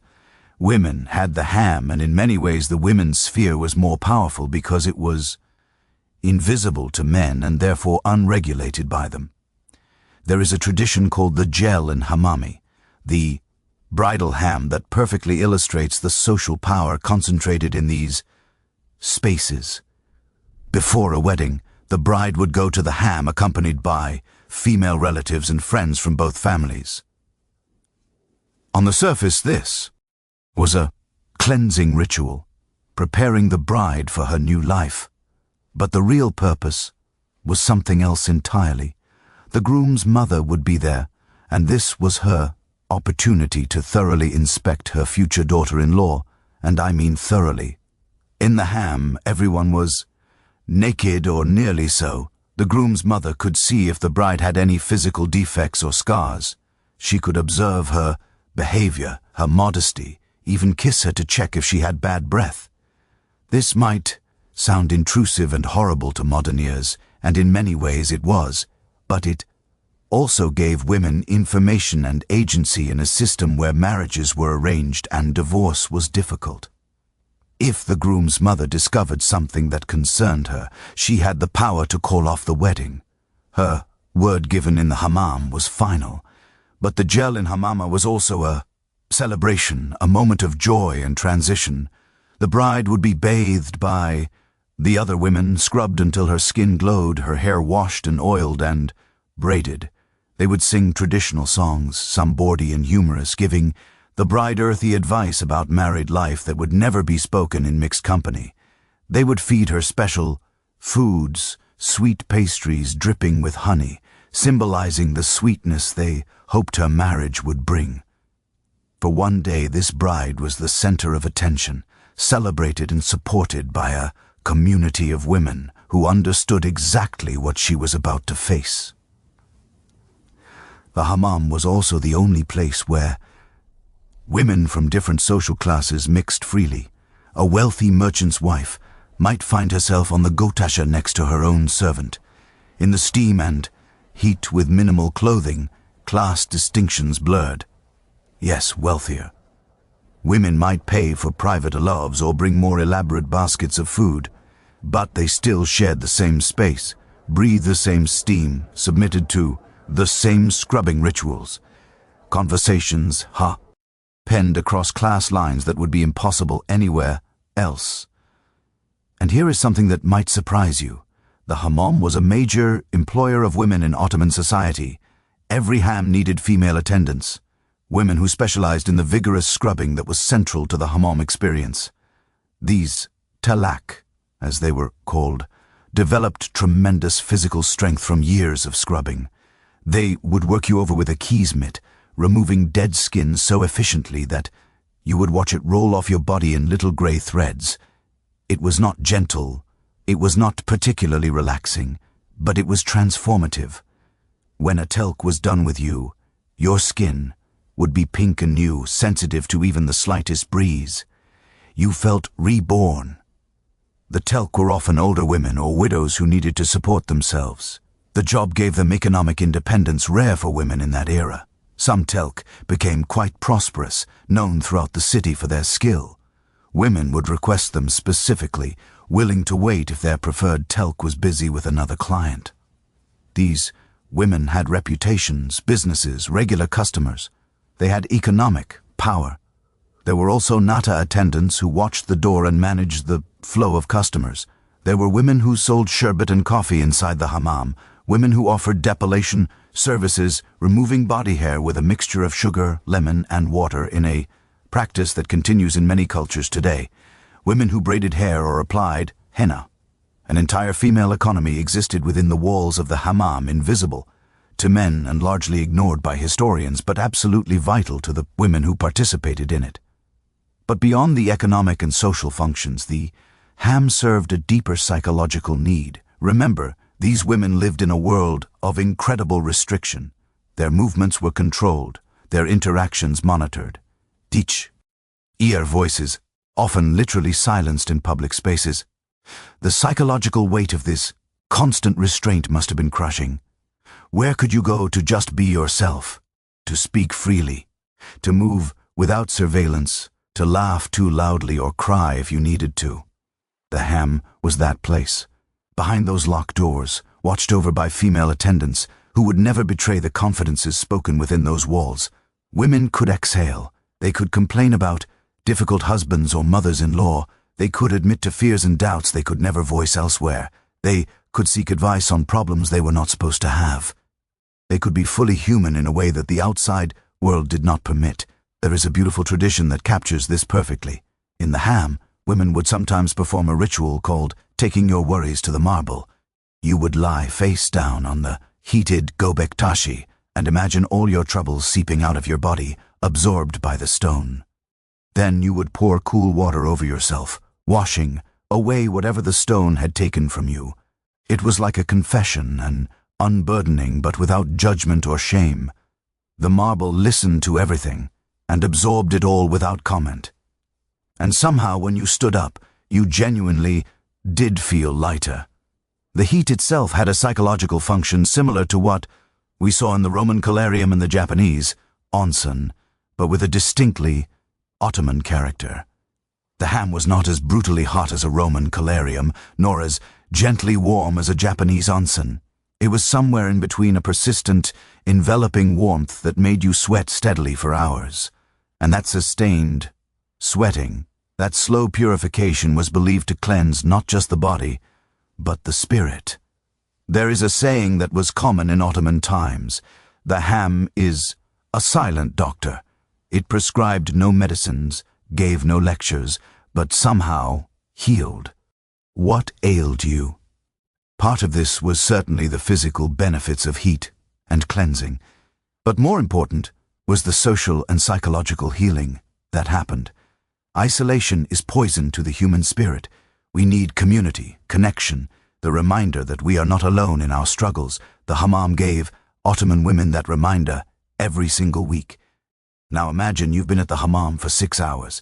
Your skin has been scrubbed raw and then soothed with olive oil. You've eaten food from 3 different baskets shared among the women around you. You have laughed until your stomach hurt at stories your grandmother would never repeat in front of men. You have received advice on a problem that has been keeping you awake at night. You've been held by older women while you cried about something you could not name. You have felt the weight of your worries absorbed by heated marble. You've been seen, heard, supported, celebrated. Now you return to the kamakan, that cool entrance hall with the fountain. You dress slowly in fresh clothes. You drink cold sherbet. You sit on cushioned benches and let your body adjust to the change in temperature. Other women are doing the same, and the conversations continue softer now, more reflective. No one rushes on. This transition matters. This slow return to the ordinary world. Finally, you step out onto the street, The sun is setting. You pull your outer garments around you, covering yourself as custom requires. Within minutes you will be back in your role, wife, mother, daughter, whatever your position demands. The freedom of the Hamm will be behind you for another week, but something has changed. You're not quite as compressed by your constraints as you were this morning. You've been reminded that you are more than your role, that you belong to a community of women who understand your struggles because they share them, that there is a place where you can be fully yourself, and you know you will return. Next Wednesday, those doors will open again. The steam will rise. The marble will warm. The conversations will flow. Your worries will be taken by the stone and washed away by water. You will be held by a community that society pretends does not have any power, but which actually runs half the world from behind locked doors in clouds of steam. This is what the Hamm gave to women. Not just cleanliness, not just relaxation, but actual power in a world designed to deny them power. Economic opportunity in a society that wanted them confined to homes, political influence in a system that refused them official roles, and, perhaps most importantly, space to be fully human in a culture that preferred them silent and invisible. As you drift toward sleep now, I want you to think about the women who've been erased from history, the ones who changed the world from inside Hammams and Bathhouses and other spaces that seem trivial to the men who wrote the history books. Think about the bride whose wedding was saved because women in a Hamm investigated her groom's family and found them worthy. Think about the child whose life was saved by a remedy shared on heated marble. Think about the careers that were made, the alliances that were formed, the griefs that were witnessed, all in steam and heat and female solidarity. The Romans built their baths for civic virtue and social connection. The Japanese built their one end for spiritual dissolution and equality. But the Ottomans, perhaps more than anyone, understood that baths could be instruments of survival for the powerless, sanctuaries for those who needed refuge in secret governments, for those who had been excluded from official power. And in understanding this, they created something that was both more modest and more revolutionary than the grand thermae of Rome or the mountain pools of Japan. But our journey through the world's bathing cultures is not finished. We've explored the grand architecture of Rome, the natural simplicity of Japan, and the gendered sanctuaries of Ottoman Turkey. But we've not yet talked about the rituals themselves, the specific practices that transformed bathing from simple hygiene into something sacred and healing. In our next part, we will examine the tools and techniques of ancient bathing, the Roman stridal, the Turkish keys, the Japanese purification rituals.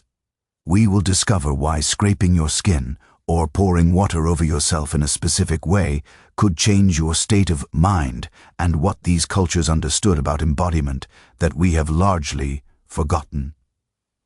So keep breathing slowly, keep your eyes closed, and let us continue deeper into these ancient wisdoms, discovering what our bodies have always known, but our minds have forgotten. Hold a question in your mind for a moment. Why would anyone take a curved piece of metal and scrape it across their skin until dead cells rolled off in little gray threads? Why would someone pour cold water over their head exactly 3 times, no more and no less, before entering a bath?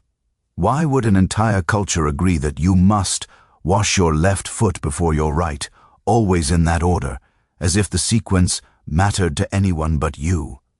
The answer is going to surprise you. These rituals, these specific physical actions repeated across centuries and continents, were not really about getting clean. They were about something much more profound.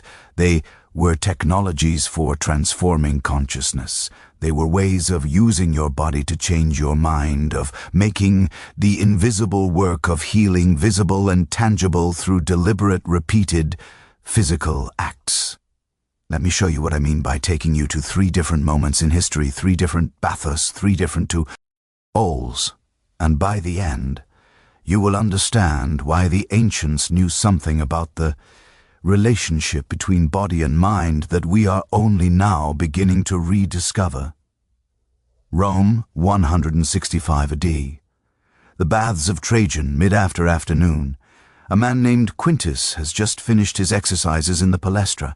He is sweating, covered in a mixture of perspiration, dust from the exercise yard, and olive oil that he rubbed on his skin before working out.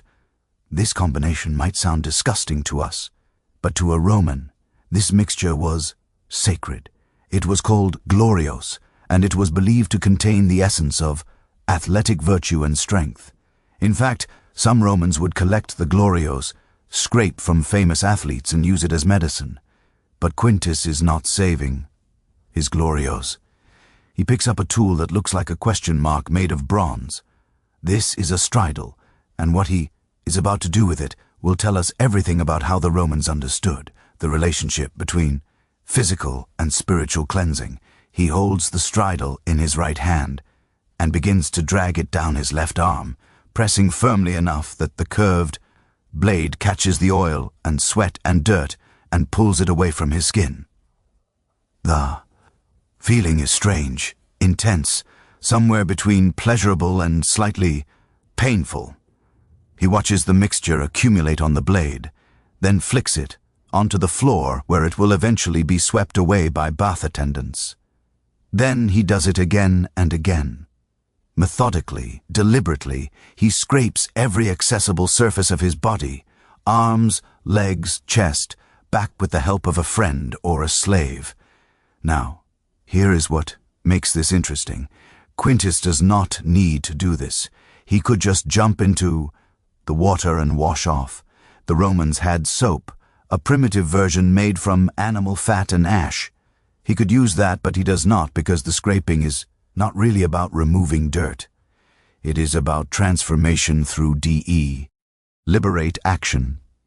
Think about the psychology of this for a moment. When you scrape your own skin, when you physically remove the outer layer and watch it come off on a tool you are holding, you're making the invisible process of shedding the old self visible and tangible. You're not just getting clean, you're performing renewal. You're taking active control of the process rather than passively submitting to it. The Romans understood this instinctively. They had a phrase, stridulus anima, which roughly translates to the stridle of the soul. The idea was that just as the stridle scraped away physical impurities, the act of using it could scrape away mental ones. Worry, anger, shame, grief, these could become stuck to you just like dirt and oil. And the physical act of deliberately removing what no longer served you, of watching it separate from your body and fall away, created a psychological parallel. You were not just removing glory, you were removing everything that weighed you down. There is a letter from the philosopher Seneca, where he talks about going to the baths after a particularly difficult day at court. He describes the relief of scraping away not just the sweat from his exercises, but the accumulated debris of political life, the clinging residue of men's lies and manipulations. He is being metaphorical, obviously, but the metaphor worked because the physical act made the psychological process real and believable. The stridle did not just clean his skin, it gave him a ritual through which he could believe in his own renewal, now jump forward in time and east in geography. Istanbul, 1623. Inside the chamber-lit hammam, a hammam built by the great architect Can in 1584, a completely different ritual is taking place with a completely different tool, but aiming at the same profound transformation. A woman named AI is lying on the Göbektaşı, the heated marble platform, at the center of the hammam. She's been sweating here for almost an hour, the heat slowly opening her pores, softening her skin. Now, a telak, one of the professional bath attendants, approaches with the keys. Mitt. This is not the gentle loofah you might use in your shower. This is a rough fabric mitt, traditionally made from raw silk or coarse goat hair, designed to scrub away dead skin with shocking efficiency. The telk wets the keys and begins to work on Aishi's back with firm rhythmic strokes. Within seconds, something remarkable happens. Dead skin begins to roll off in little gray threads that the Turks call care, literally meaning dirt, though it is not dirt at all. It is you. The outer layer of you, the part that has been exposed to the world, that has absorbed its stresses and toxins and troubles, is being systematically removed. As she watches over her shoulder as the keys moves across her skin and the car accumulates, there is something mesmerizing about seeing your own dead cells, proof that you are constantly renewing, constantly becoming someone new, even when it feels like nothing ever changes. The scrubbing is vigorous, almost aggressive. This is not a gentle spa treatment. This is work. When the talc finishes, Aishi's skin will be pink, sensitive, new. But here is what makes the Turkish tradition unique.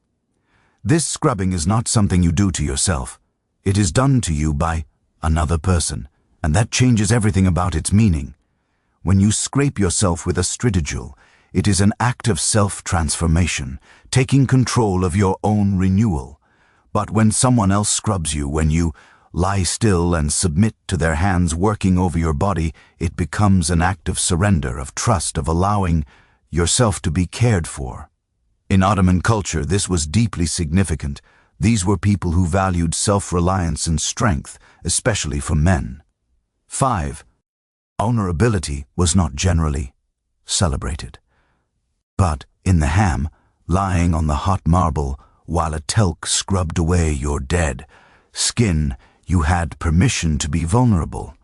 You had permission to let someone else take care of you, and for many people that surrender was more healing than any amount of self-directed cleansing could be. There is a story, possibly apocryphal, but widely told about Sultan Solomon the Magnificent visiting a Hammam incognito. The tell assigned to him did not recognize the Sultan and scrubbed him with the same vigor she would use on anyone. At one point Sulian winced. She was being particularly rough on a sore spot on his shoulder, and the talc immediately softened her touch and said, "Forgive me, Effendi, even pain has its purpose here. Sometimes we must hurt a little to heal completely." When Sulian's identity was later revealed, he summoned the tell, and she feared she would be punished for speaking so familiarly to the Sultan.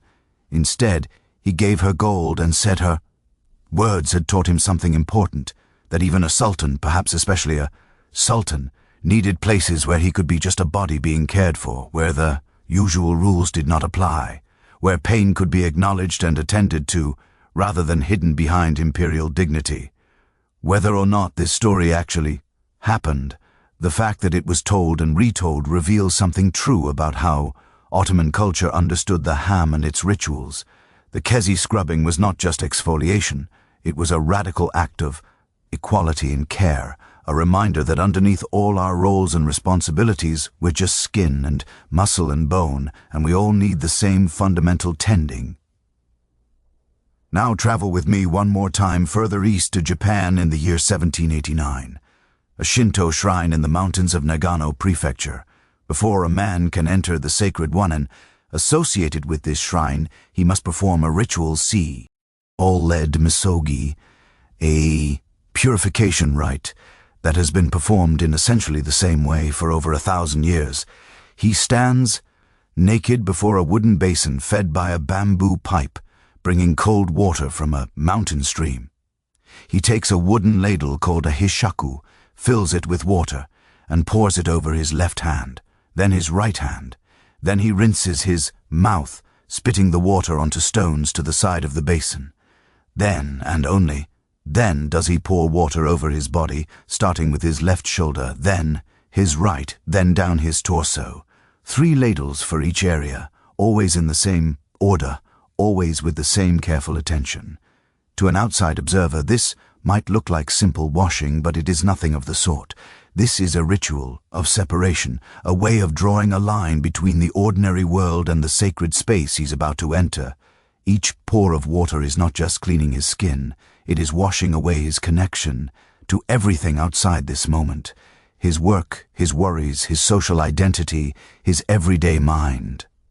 The Japanese have a concept called kagare, which is sometimes translated as pollution or impurity, but it is more subtle than that.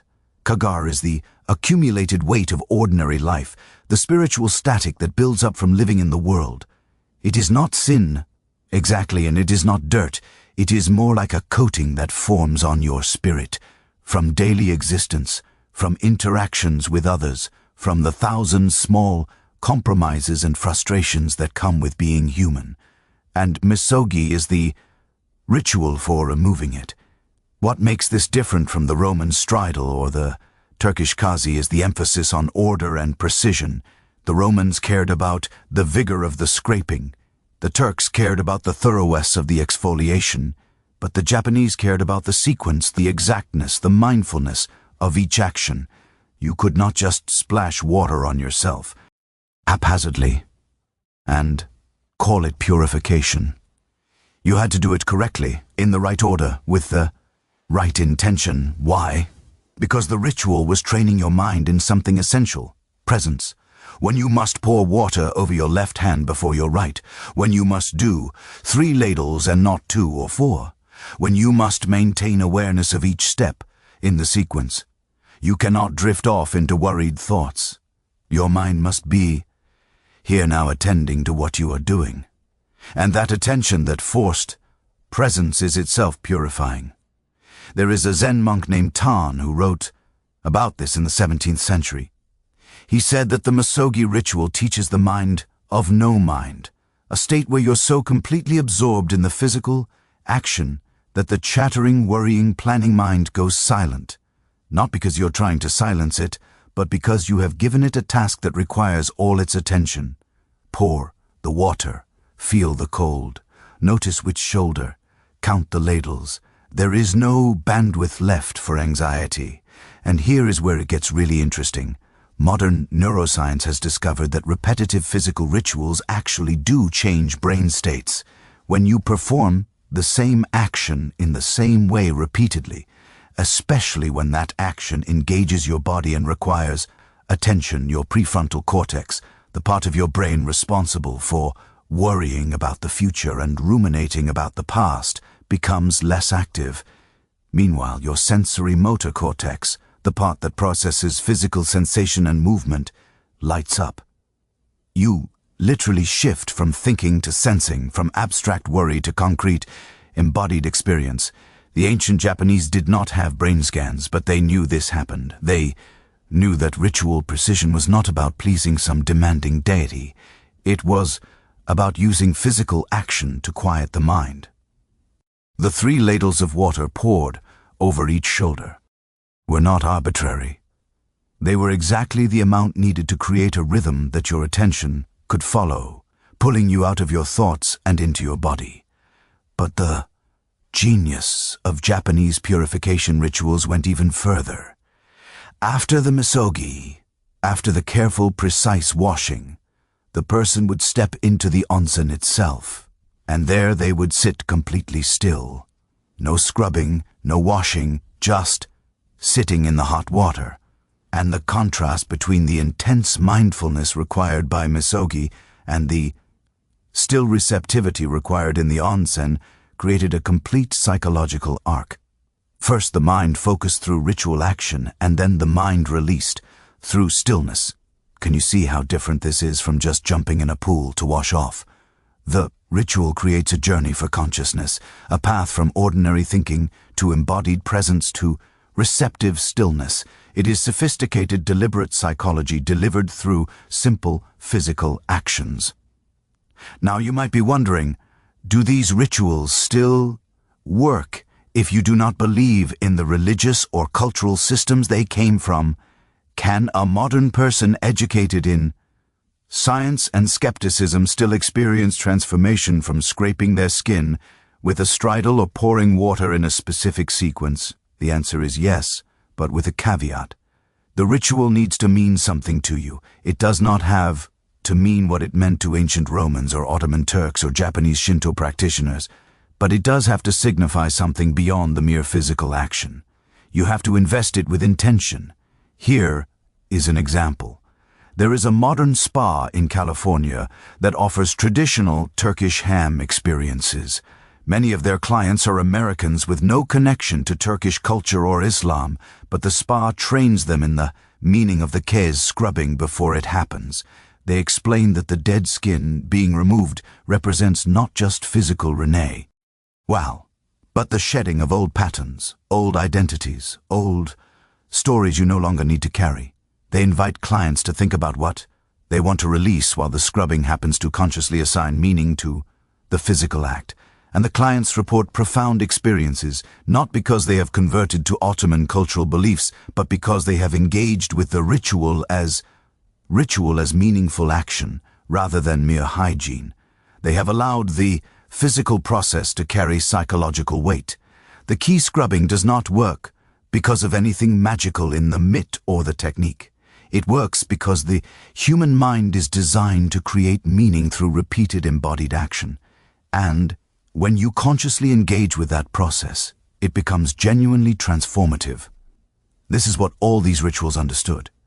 Your body is not separate from your mind. It is not a vehicle that carries around your consciousness. It is part of your consciousness. When you change what your body is doing, you change what your mind can do. When you scrape your skin and watch the dead cells fall away, you create a physical metaphor for psychological renewal, and your brain cannot help but engage with that metaphor. When you submit to someone else scrubbing you, your nervous system experiences care and surrender. And those experiences shape your emotional state. When you pour water in a precise sequence, you train your attention and create presence, and that presence is its own form of healing. The tragedy is that we have largely lost this understanding in modern culture. We shower quickly, efficiently, without ritual or meaning. We wash ourselves on autopilot while our minds are already at work or scrolling through our phones. We have reduced bathing to mere hygiene, to the removal of dirt and smell, and in doing so we have lost access to one of humanity's oldest and most effective tools for psychological transformation. But it does not have to be that way. You do not need a Roman bathhouse or a Turkish hammam or a Japanese onsen to reclaim the transformative power of bathing rituals. You just need to bring intention to the act. You need to slow down. You need to make it meaningful. Tonight or the next time you bathe, try this before you get in the water. Stand for a moment and take 3 conscious breaths. Pour water over yourself, paying attention to which part of your body you wash first. Notice the temperature, the sensation, the sound of water hitting skin. Move slowly. Make each action deliberate rather than automatic. And as you wash, consciously think about what you are releasing, not in some mystical way, but simply as a choice. You are washing away the tension in your shoulders. You are rinsing off the argument you had this morning. You're scrubbing away the email that upset you. Make it specific, make it real. Let the physical action carry the psychological weight.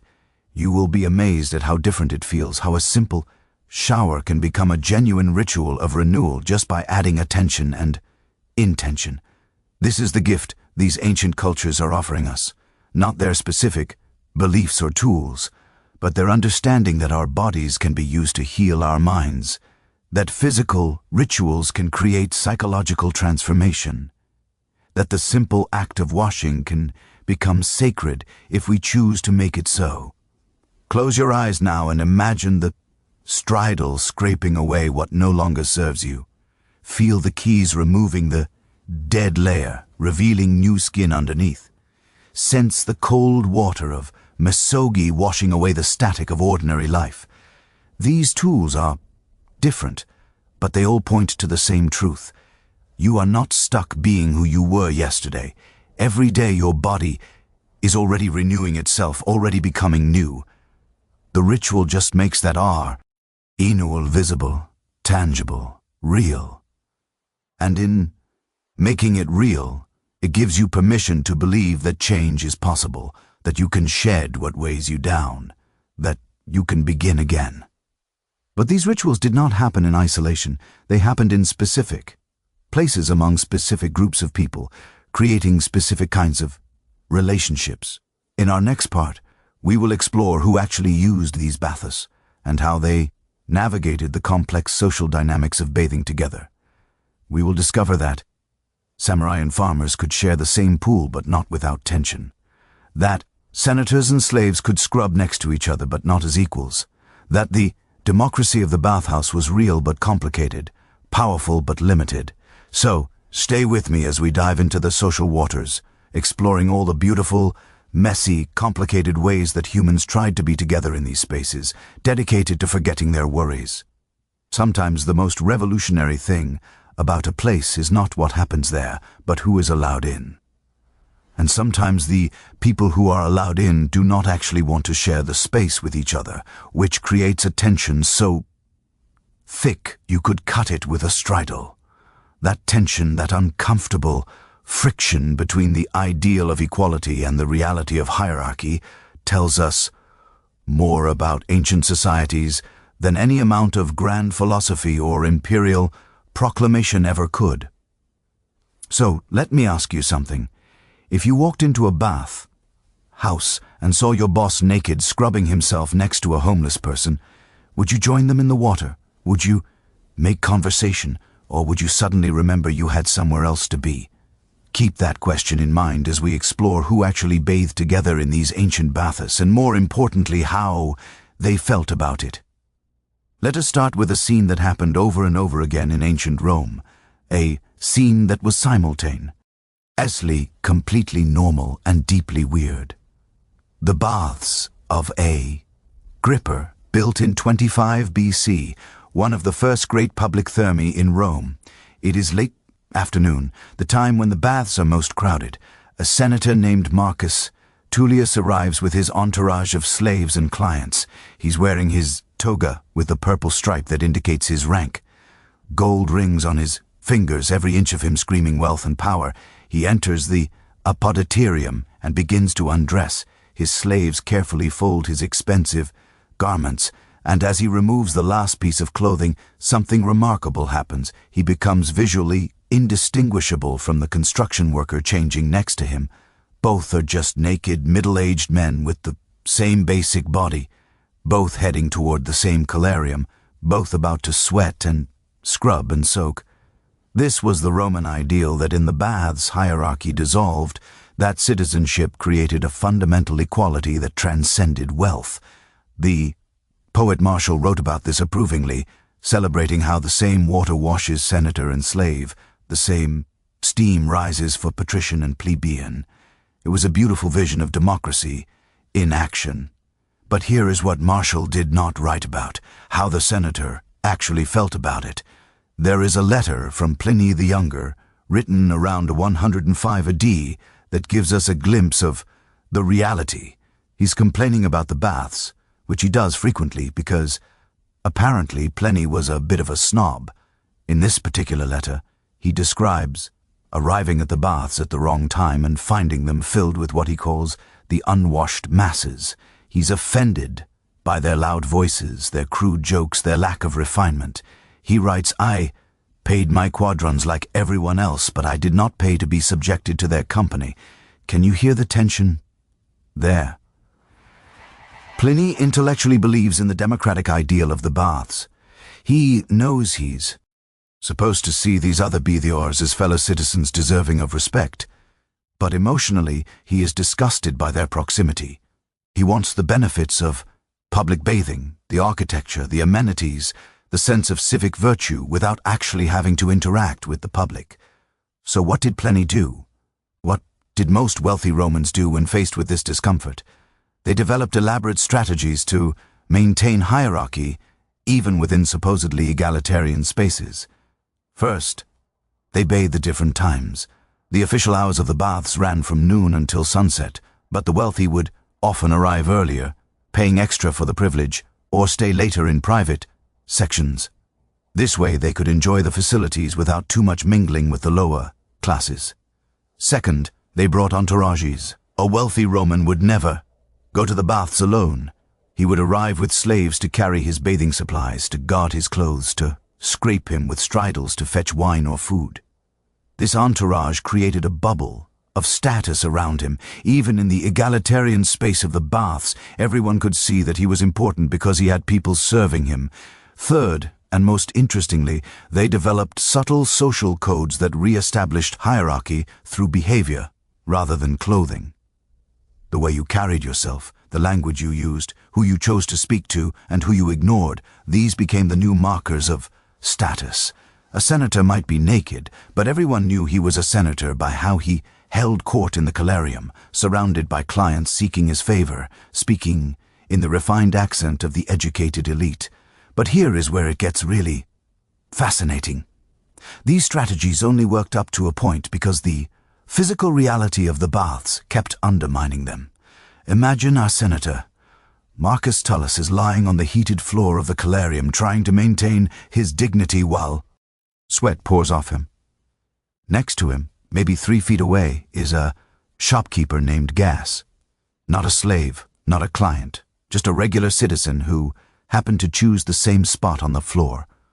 Both men are equally hot, equally sweaty, equally vulnerable in their nakedness. The senator can try to ignore, the shopkeeper can try to maintain that bubble of status, but it is hard to feel superior to someone when you're both lying in pools of your own sweat, when your bodies are responding to the heat in exactly the same undignified ways. And then someone makes a mistake.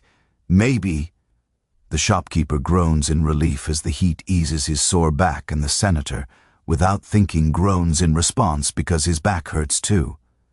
Maybe they accidentally make eye contact. Maybe one of them says something innocuous about how hot it is today, and the other responds automatically before remembering that they are not supposed to be equals. These small moments of accidental connection happened constantly in the baths, and they mattered. Because however much the wealthy Romans tried to maintain hierarchy, the simple physical reality of sharing heat and water and nakedness created cracks in that hierarchy, not enough to break it, not permanently, but enough to remind everyone involved that the differences between them were constructed, not natural, that underneath the togas and the titles and the wealth, they were just humans with the same needs and the same bodies. Now travel with me to Japan, where a similar dynamic played out in a completely different way. The Onsen during the Edo period were theoretically places of equality.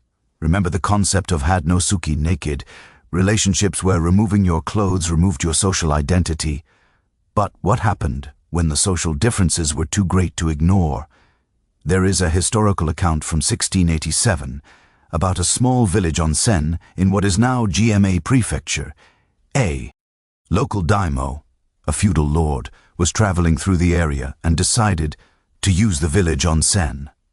This created an immediate problem. The daimyo had the power of life and death over everyone in that village.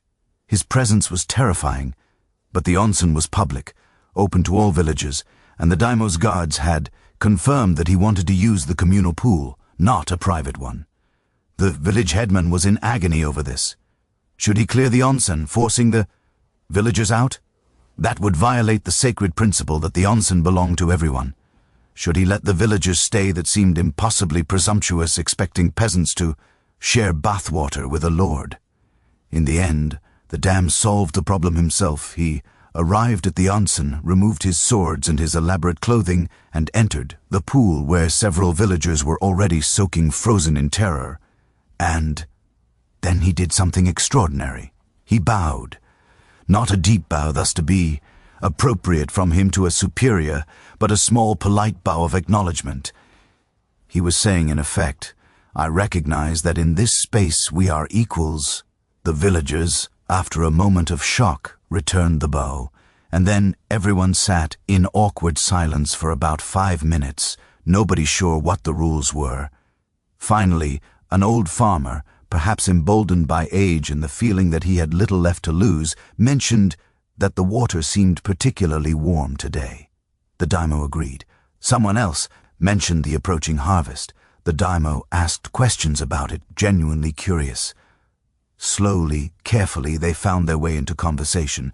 The account says that the daimyo spent about 30 minutes in the onsen, spoke with several villagers about ordinary things, and left having learned more about the real conditions of rural life than he had from any official report. And the villagers, for their part, discovered that their terrifying Lord W.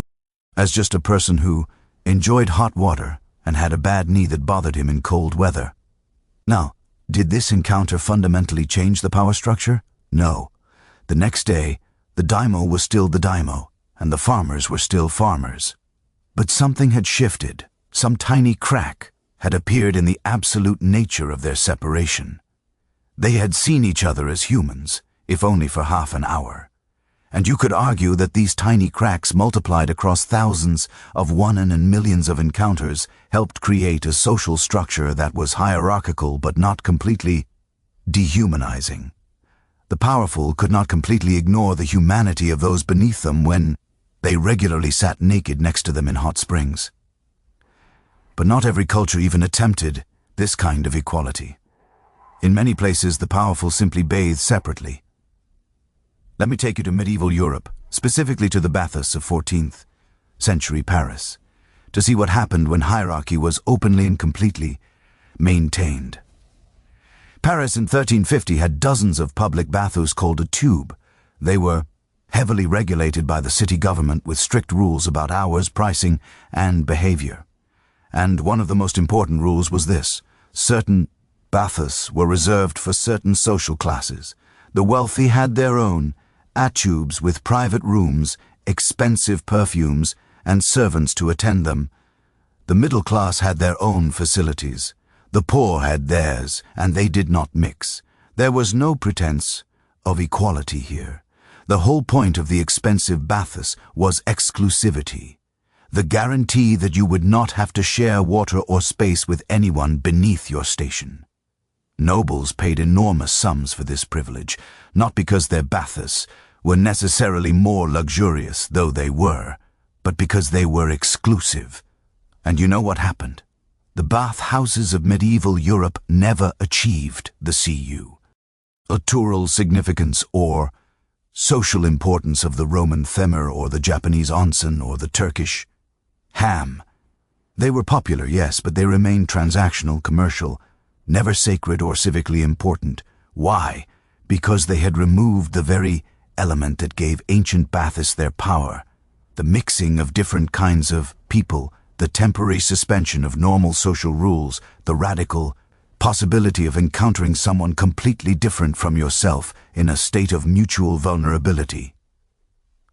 When you remove that possibility, when you guarantee that everyone in the bathhouse is exactly like you, you lose the transformative potential.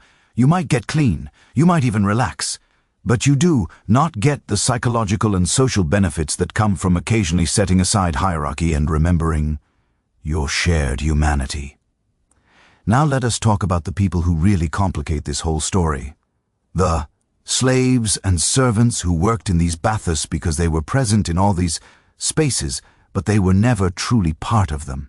In Roman Therme, slaves worked as attendants, scraping beaters with stridles, guarding clothes, maintaining the furnaces that heated the water.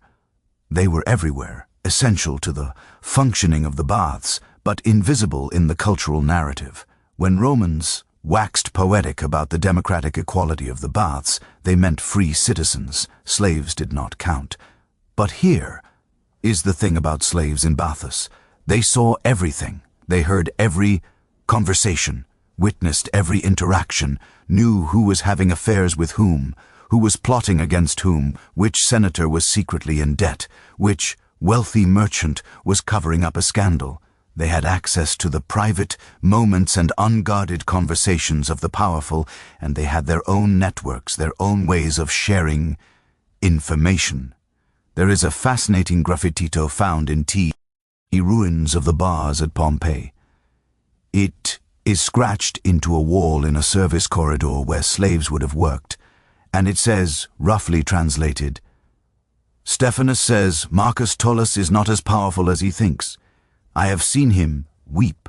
That is all. Just one slave's observation recorded where other slaves would see it, but it tells us so much about the parallel social world that existed within the bathhouse, invisible to the free citizens who thought they were the only ones who mattered. In Japanese onsen there were attendants who maintained the facilities, but they were generally not slaves in the Roman sense. They were often local people who made their living from the onsen, and there was less social distance between them and the B the Rs. Still, they occupied a liminal space, present but not fully, participating, serving but not equal. In Turkish Hamm, the Telk and other bath, workers were often women from lower economic classes or widows who needed income. They had more status than slaves, but less than the women they served. And yet, as we discussed earlier, skilled teller could become quite prosperous and respected within their profession. The social dynamics were complex, not easily categorized. The question of who bathed together and how they navigated those encounters reveals something profound about each culture's values and anxieties. The Romans wanted to believe in civic equality, but could not quite let go of hierarchy. The Japanese valued harmony and found ways to create temporary equality through ritual and respect. The Ottomans created separate gendered spaces where different rules applied. Medieval Europeans largely gave up on the whole project and bathed among their own kind. And us? What about modern society? We have largely abandoned communal bathing altogether. At least in Western cultures, we bathe alone in private behind locked doors. We have eliminated awkwardness of navigating social differences in shared bathing spaces by eliminating shared bathing spaces entirely. You could argue this is more comfortable, and it certainly is. No one has to face the tension of being naked near their boss or someone from a completely different social class. But what have we lost? We have lost those small cracks in hierarchy, those accidental moments of shared humanity, those uncomfortable but important reminders that our social positions are constructed and fragile. We have lost the democratic ideal of the Roman baths and the egalitarian practice of the Japanese wonen and the female solidarity of the Turkish Hamm. We have gained privacy and lost community. We have gained comfort and lost transformation. And I am not sure we have thought carefully enough about whether that trade was worth it. As you drift towards sleep tonight, imagine yourself in that awkward position, naked in a bathhouse, next to someone very different from yourself, maybe someone wealthier, maybe someone poorer, maybe someone whose politics you hate or whose life experience is completely foreign to yours. And you're both just sitting there in hot water, equally sweaty, equally human, equally vulnerable. It is uncomfortable. Yes, but maybe that discomfort is itself valuable. Maybe we need places where we are forced to confront our shared humanity with people we would normally avoid. Maybe those small moments of accidental equality are more important than we realize. The Bathhouses of the ancient world tried to create these moments with varying degrees of success and honesty. They did not always achieve true equality, but they at least created spaces where equality was imaginable, where the usual rules could be temporarily suspended, where a senator and a shopkeeper, or a samurai and a farmer could sit together in warm water and remember that they were both just NS trying to ease their aching bones. But all of this bathing, all these rituals and social experiments served a deeper purpose. They were all trying to answer a fundamental question. How do you heal a mind that will not stop worrying?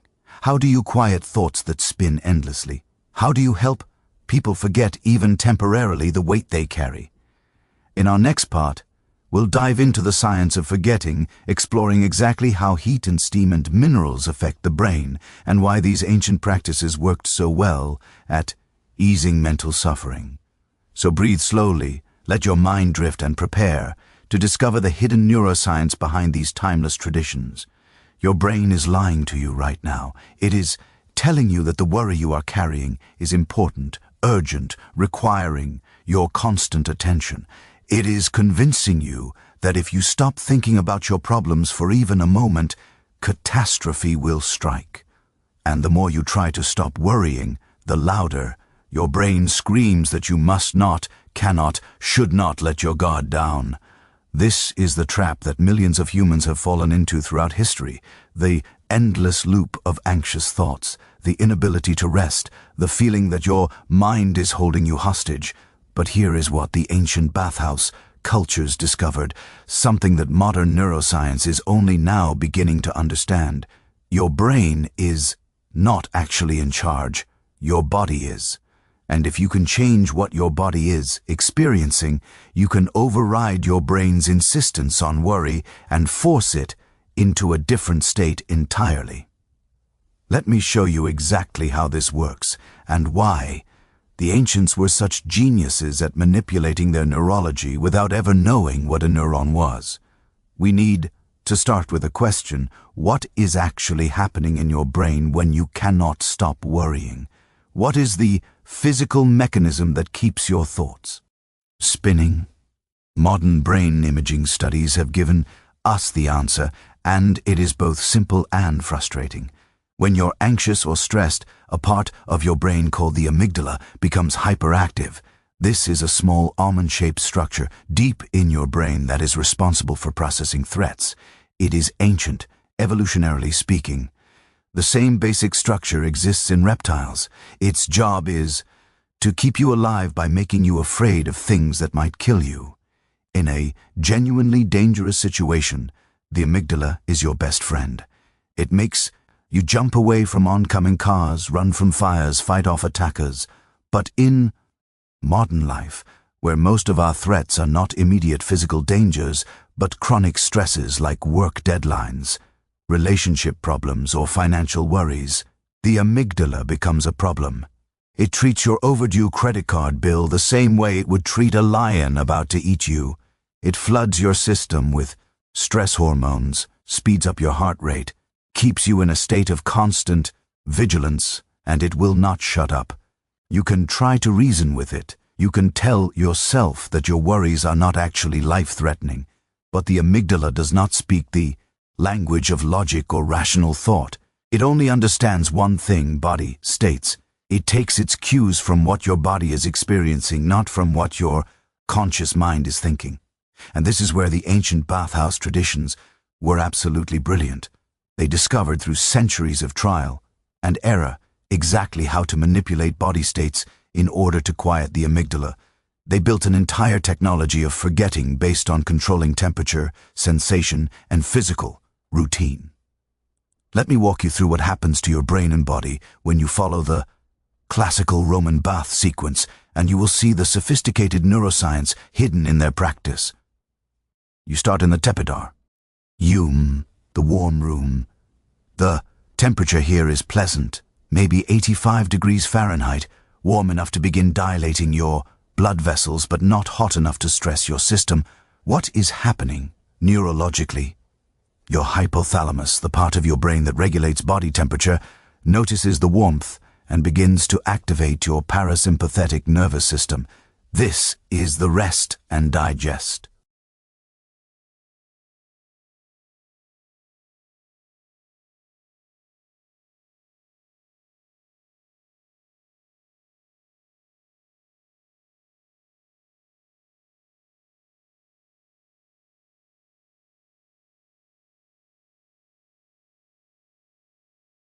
System. The opposite of the fight-or-flight response. Your heart rate begins to slow, your blood pressure drops slightly, your breathing automatically becomes deeper and slower. But here is the key. You are not trying to relax. You're not using willpower or meditation or positive thinking. Your body is relaxing automatically in response to the temperature, and your nervous system has no choice but to follow. The amygdala, which has been screaming danger for hours or days or months, starts to quiet down because all the physical signals it is receiving are saying there is no threat here. You are warm, you are safe, you can rest. This is why the Romans included the tepidarium in their sequence instead of going straight to the hot room. They understood that you needed to coax your nervous system into relaxation gradually. If you shocked it with intense heat immediately, it would fight back, would read the heat as a stressor rather than a comfort. After 15 or 20 minutes in the tepidarium, you move to the calarium, the hot room, and this is where the real neurological magic happens. The temperature jumps dramatically to 110 or 120 degrees Fahrenheit. Your body immediately responds by sweating a lot. Within minutes you are dripping. Now, sweating is not just about cooling down. When you sweat heavily, your body releases several important neurochemicals. First, endorphins, the body's natural painkillers, the same chemicals that create a runner's high. These bind to opioid receptors in your brain and create a genuine sense of euphoria and well-being. The Romans did not know about endorphins, but they absolutely knew that spending time in the calarium made them feel good in a deep chemical way that was impossible to fake or imagine. Second, heavy sweating triggers the release of brain-derived neurotrophic factor, or BDNF. This is essentially fertilizer for your brain cells, promotes the growth of new neural connections and protects existing neurons from damage. Studies have shown that people with depression and anxiety disorders often have low levels of BDNF, and activities that increase it, like vigorous exercise or heat exposure, can have genuine antidepressant effects. Third, and this is fascinating, the heat stress itself acts like a vaccine for your stress response system. When your body experiences controlled temporary stress, like intense heat, it gets better at handling all kinds of stress. The next time your boss yells at you or you get stuck in traffic, your stress response is less extreme, more manageable. The ancient Romans were literally training their nervous systems to be more resilient by regularly exposing themselves to heat stress in the calarium. But there is more. The calarium was also serving another crucial function. It was completely overriding your brain's normal processing. Think about what happens when you're sitting in 120-degree heat. Can you worry about your job? Can you ruminate about an argument you had last week? Can you spiral into anxiety about the future? No, you cannot, because your brain has a limited amount of processing power, and in that moment, 100% of it is devoted to managing the heat. Your thoughts are simple, immediate, physical, hot, sweat, breathe, water, relief. There is no bandwidth left for abstract worry. This is the same principle we saw with the Japanese misogi ritual, but achieved through temperature instead of through precise physical actions. You're forcing your brain out of its worried ruminating default mode and into immediate sensory experience. And that shift from abstract thinking to concrete sensation is itself therapeutic. After 30 or 40 minutes in the calarium, you're overheated, depleted, ready for relief. And that is when the Romans sent you to the frigidarium, the cold plunge. Pool. Water barely above freezing, shocking against your overheated skin. When you plunge into cold water after being in extreme heat, something extraordinary happens in your brain. There is a massive release of norepinephrine, a neurochemical that increases alertness, focus, and mood. It is like a reset button for your entire nervous system. The cold shock also triggers a huge surge in dopamine, which can stay elevated for hours after the exposure. These are the same neurochemicals that antidepressant medications try to manipulate, and the Romans were triggering them naturally through temperature contrast. But the psychological impact is even more important than the neurochemistry. In that moment of cold shock, you experience something rare and precious in human consciousness, complete and total presence. You're not thinking about yesterday or worrying about the future. You're not processing complex emotions or spinning anxious thoughts. You're simply entirely in your body in this moment, experiencing this sensation. It is a forced meditation achieved through physics rather than discipline. And here is what makes this so powerful. Your brain learns from this experience. It learns that it is possible to be completely free of worry, even if only for 60 seconds. It learns that the anxious thoughts that seem so critical and urgent can actually be turned off, that they are not as permanent or powerful as they feel. This creates hope, and hope is itself therapeutic. The Japanese understood this same principle but approached it differently. They did not use temperature contrast as dramatically as the Romans. Instead, they relied on sustained moderate heat combined with natural beauty and stillness. When you sit in an onsen at 102 degrees Fahrenheit, warm but not painfully hot, looking at mountains or forests, your brain enters what neuroscientists now call the default mode network. This is a state where your brain is not focused on any particular task, but is instead engaged in what is called soft fascination. You're noticing the trees, the steam, the sound of water, but you're not analyzing or judging or problem-solving. You're just observing. And research has shown that this state is incredibly restorative for the brain. It allows neural networks that have been depleted by constant stress and focus to regenerate. It is like defragmenting a hard drive, allowing your mental resources to reorganize and refresh. The Japanese also understood something about mineral content that the Romans and Turks knew instinctively. The minerals in natural hot-spring water actually affect your neurology. Magnesium, which is abundant in many onsen, can cross the blood-brain barrier when absorbed through the skin. Once in the brain, it binds to GABA receptors, the same receptors that anti-anxiety medications target. It literally calms neural activity, reduces the firing rate of anxious thoughts. Sulfur, another common mineral in hot springs, has been shown to reduce inflammation throughout the body, including in the brain. Neuroinflammation is now understood to be a major factor in depression and anxiety. The ancients did not know about neuroinflammation, but they knew that sulfur springs made people feel better, clearer, lighter, in ways that regular heated water did not. The Turks took yet another approach to achieving these neurological changes.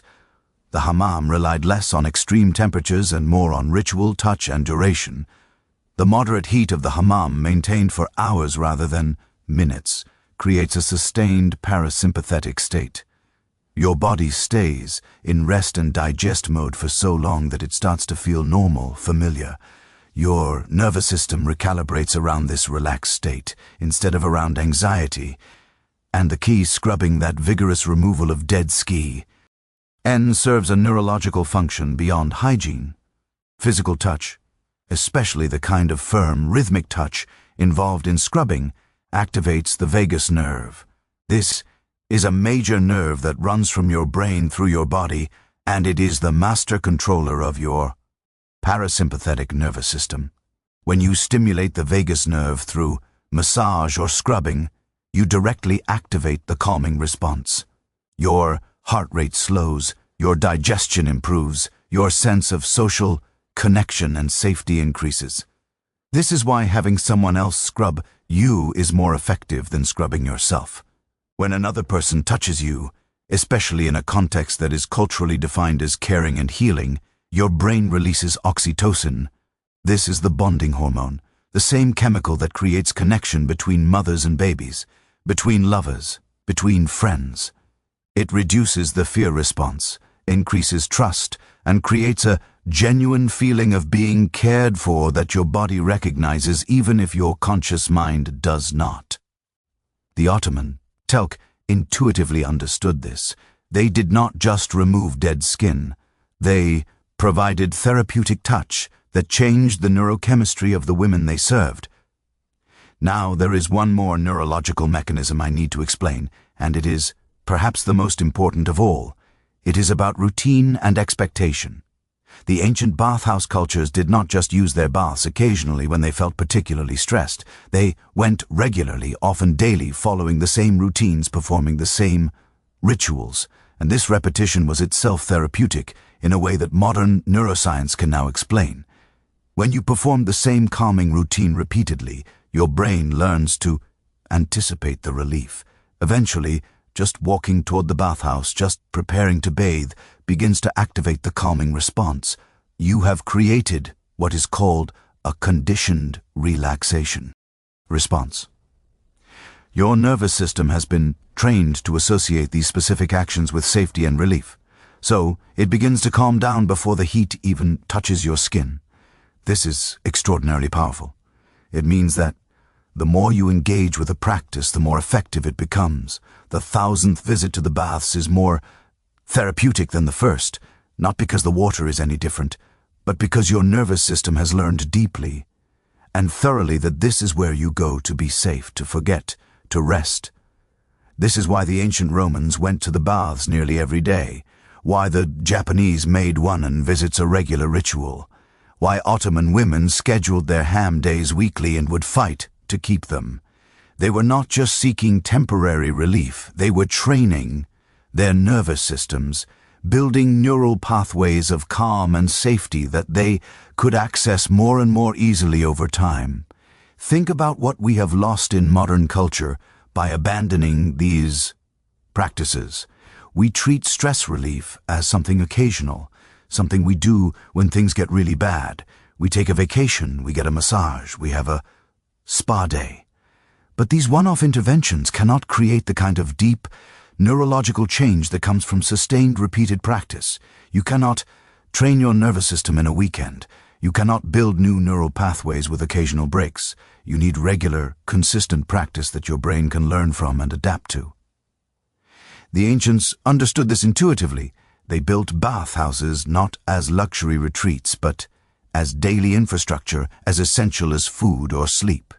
They knew that maintaining mental health required regular, repeated practices that gave your nervous system permission to rest, and they understood something else that we've forgotten. You cannot think your way out of anxiety. You cannot rationalize away worry. You cannot use willpower to force our brain to calm down, because the anxious brain does not respond to thoughts. It responds to body states. And if you want to change your mental state, you have to change your physical state first. You have to speak to your nervous system in the language it understands: temperature, touch, sensation, routine. As you lie here tonight, your body heavy, on your bed, imagine the warm water rising around you. Feel your blood, vessels dilating, your heart rate slowing, your breathing deepening. Imagine the heat absorbing your tension, the cold shocking you into presence, the ritual rhythm telling your nervous system that it is safe to rest. You do not have to make yourself relax. You just have to give your body the conditions it needs, and relaxation will happen on its own, as automatic and undeniable as sweating in heat or shivering in cold. This is the gift of these ancient traditions. They discovered how to hack human neurology using nothing but water, heat, time, and touch. They found the back door into the brain, the way to override our worried, anxious thoughts by changing the body. Those thoughts live in, and they made it accessible, repeatable, effective. But knowing how baths work neurologically is not the same as understanding why different kinds of people use them differently. We have seen the mechanics, but we have not yet fully explored the lived experience. In our next part, we will examine how specific groups, warriors and merchants and mothers, each used baths to solve their particular problems, to heal their specific wounds. So stay with me as we continue discovering how hot water and steam gave different people exactly what they needed to survive their very different kinds of suffering. What if I told you that some of the most important decisions in Roman history were not made in the Senate but in a steam room? That military alliances between samurai, NS were forged while naked in hot springs. That women in the Ottoman Empire ran elaborate intelligence networks from Hammam changing rooms, controlling information that their husbands in government would kill to possess. The bathhouse was never just about water and heat. It was about what happens when you put powerful people in a vulnerable state, give them time to talk without the usual formalities, and create a space where normal rules are suspended.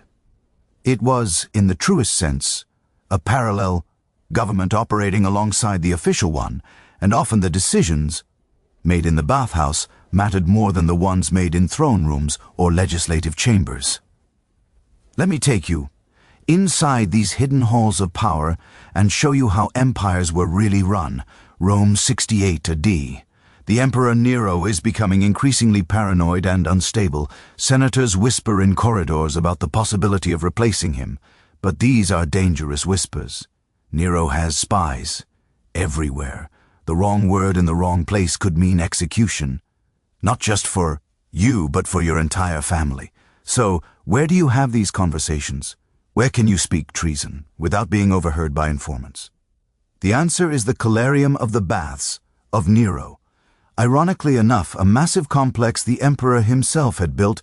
Senator Gas Calpurnius Piso is lying on the heated marble floor, sweat pouring off him. Next to him, close enough to whisper, is another senator, Marcus Annaeus Lucanus, better known to history as the poet Lucan. They are discussing the possibility of assassinating the emperor. This is the Ponian conspiracy, one of the most significant plots against imperial power in Roman history, and much of it was planned in Bathhouses. Why there? First, practicality. In the Colarium, everyone is sweating so profusely that you cannot tell if someone is nervous. Your elevated heart rate, your flushed skin, your rap ID, breathing. All the physical signs of fear or excitement are masked by the heat. You can discuss murdering the emperor while your body betrays nothing unusual. Second, privacy. The Colarium is loud. Water splashing, people talking, the echo of voices off marble walls and ceilings. Unless someone is lying right next to you, they cannot hear your words. And if someone does get close enough, you stop talking about politics and start discussing the heat or your sore back. The transition is seamless. Third, and most importantly, social camouflage. If Senator Piso started inviting other senators to private meetings in his home, that would be noticed and reported. But senators running into each other at the baths, that is not just normal, it is expected. No one tracks who talks to whom in the baths, because everyone talks to everyone. The conspiracy could hide in plain sight. The Ponian conspiracy ultimately failed. Someone talked, the plot was discovered, and Nero executed everyone involved, including Seneca the philosopher, who probably was not actually part of the conspiracy but was close enough to the conspirators to seem guilty. But here is the thing.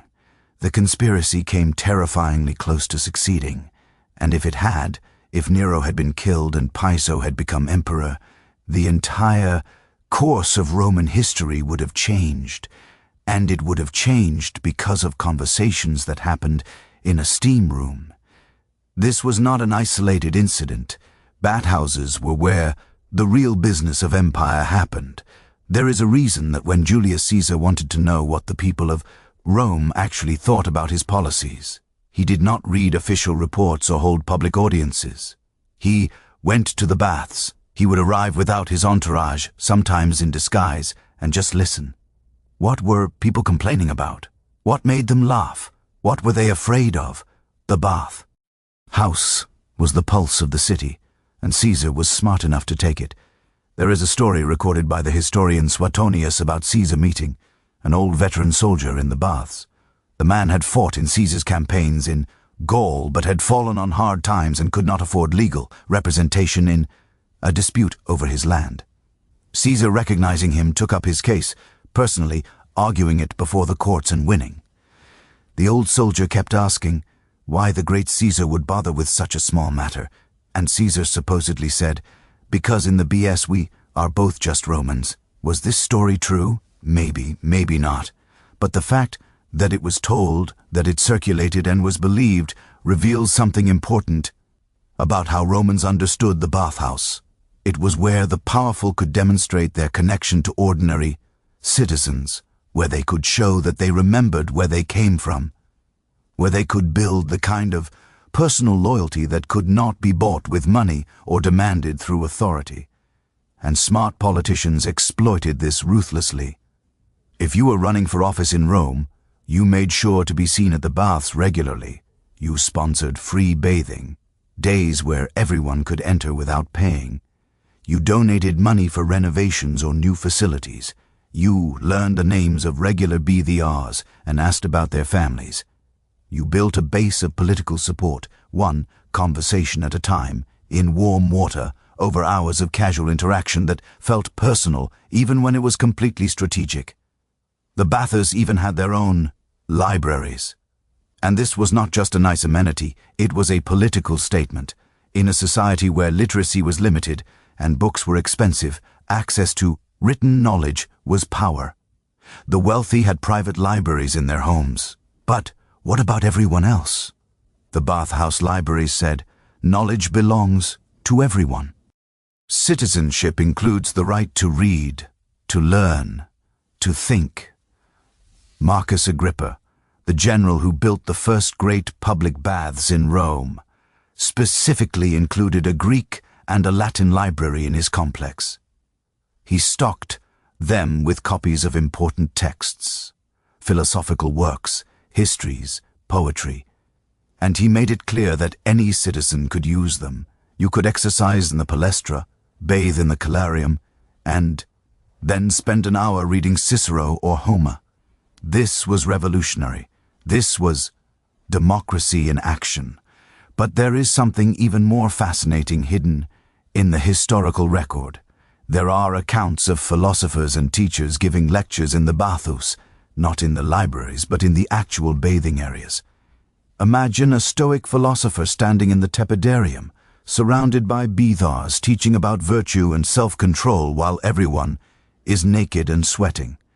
The irony was not lost on anyone, and that was kind of the point. Stoicism taught that you should be able to maintain your equanimity in any situation, and what better place to demonstrate that than in a crowded, chaotic bathhouse? There is a record of Epictetus, one of the great Stoic teachers, giving a lecture in a bathhouse about the difference between what we can control and what we cannot. Someone in the audience, perhaps trying to be clever, asked, "Can we control whether the water in the frigidarium is cold enough?" And Epictetus supposedly replied, "No, but we can control whether we complain about it. And in that choice lies all of human freedom." The audience, according to the account, was silent for a moment, and then someone laughed, and then everyone laughed, because it was both profound and ridiculous to be discussing philosophy while trying to decide whether to jump into a cold pool. Now, travel with me to Japan, where bathhouse politics took a completely different but equally sophisticated form. During the Sengoku period, the age of wearing states in the 15th and 16th centuries, samurai were constantly forming and breaking alliances. Trust was nearly impossible.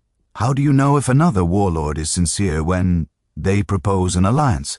How do you negotiate without revealing weakness? The answer often was the onsen. There is a documented practice called udon, which roughly translates to hot water discussion. Two warlords or their trusted representatives would agree to meet at a neutral onsen to discuss terms, and the negotiation would happen in the water, both parties naked, both visible to each other in ways that made deception much harder. Can you imagine trying to lie convincingly while naked in hot water with the person you are lying to? Your body betrays you. If you are tense or nervous, they can see it in your shoulders, your breathing, your inability to relax. The onsen negotiation was based on the idea that in that particular situation, truth was easier than deception. There is a fascinating account from 1581 about two samurai clans negotiating a marriage alliance, which was really a military and political alliance disguised as a family matter. The heads of both clans met at a remote mountain onsen with just a few attendants. They spent 3 days there, bathing together multiple times each day. During these bathing sessions, they discussed everything: terms of the alliance, what each clan would contribute, how disputes would be resolved, what would happen if one clan was attacked by a mutual enemy.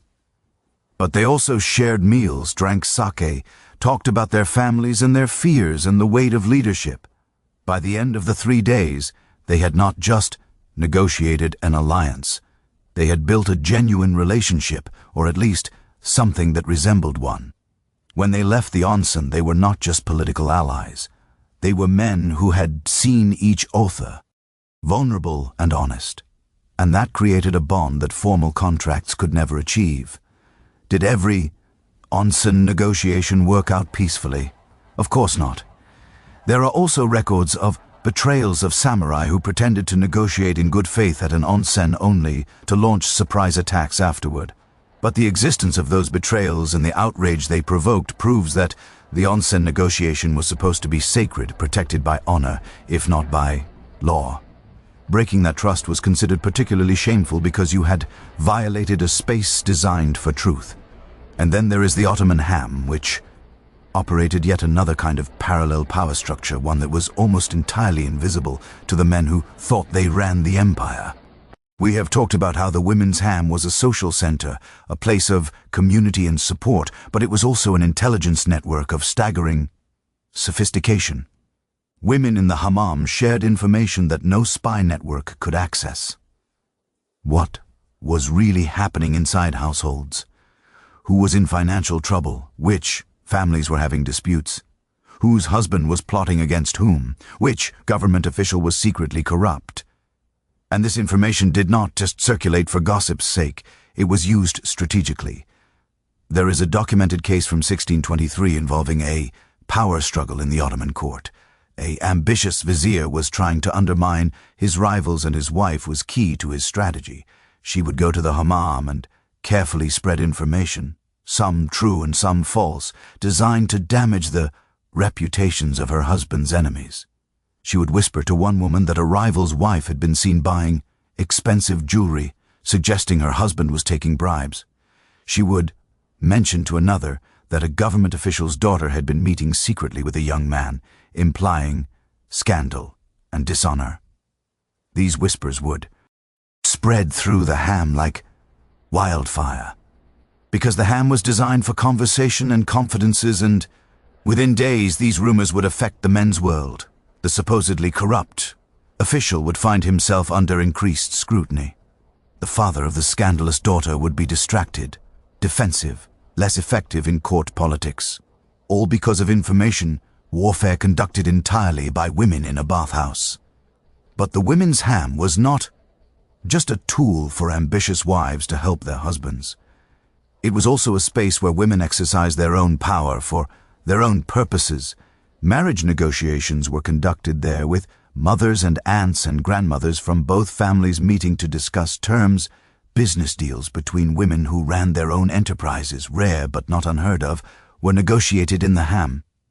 Disputes were mediated there by respected older women who served as unofficial judges. There is a record from an Islamic court in Istanbul in 1672 that references a property dispute that had been settled according to the judgment given in the Hamm by the respected Hadis Hatun. The court simply ratified what the women had already decided in the bathhouse. This suggests that at least some Hamms functioned as alternative legal systems, parallel to the official courts, particularly for matters involving women that the male-dominated courts did not handle well. Think about the genius of this. Ottoman society formally excluded women from political and legal power. But by creating these separate spaces, where women gathered regularly, by making the Hamm essential and protected, the culture accidentally created institutions where women could exercise exactly the kinds of power they were denied elsewhere. They could judge disputes, negotiate contracts, build alliances, gather and deploy information, and the men, for the most part, had no idea it was happening. What all of these examples reveal is that bathhouses were never peripheral to power. They were central to it. They were where trust was built and broken, where information was gathered and traded, where alliances were formed and conspiracies hatched, where real decisions were made that would later be formalized in official settings. And this makes perfect sense when you think about it. Power requires information, relationships, and trust. Official institutions like senates and courts and government offices provide structure, but they are terrible at creating genuine human connection. Everyone is performing. Everyone is guarded. Everyone is aware of being watched. But in the bathhouse, in heat and steam and nakedness and hours of unstructured time, people let their guards down. They reveal who they really are. And that revelation, that moment of truth, is where real power is built.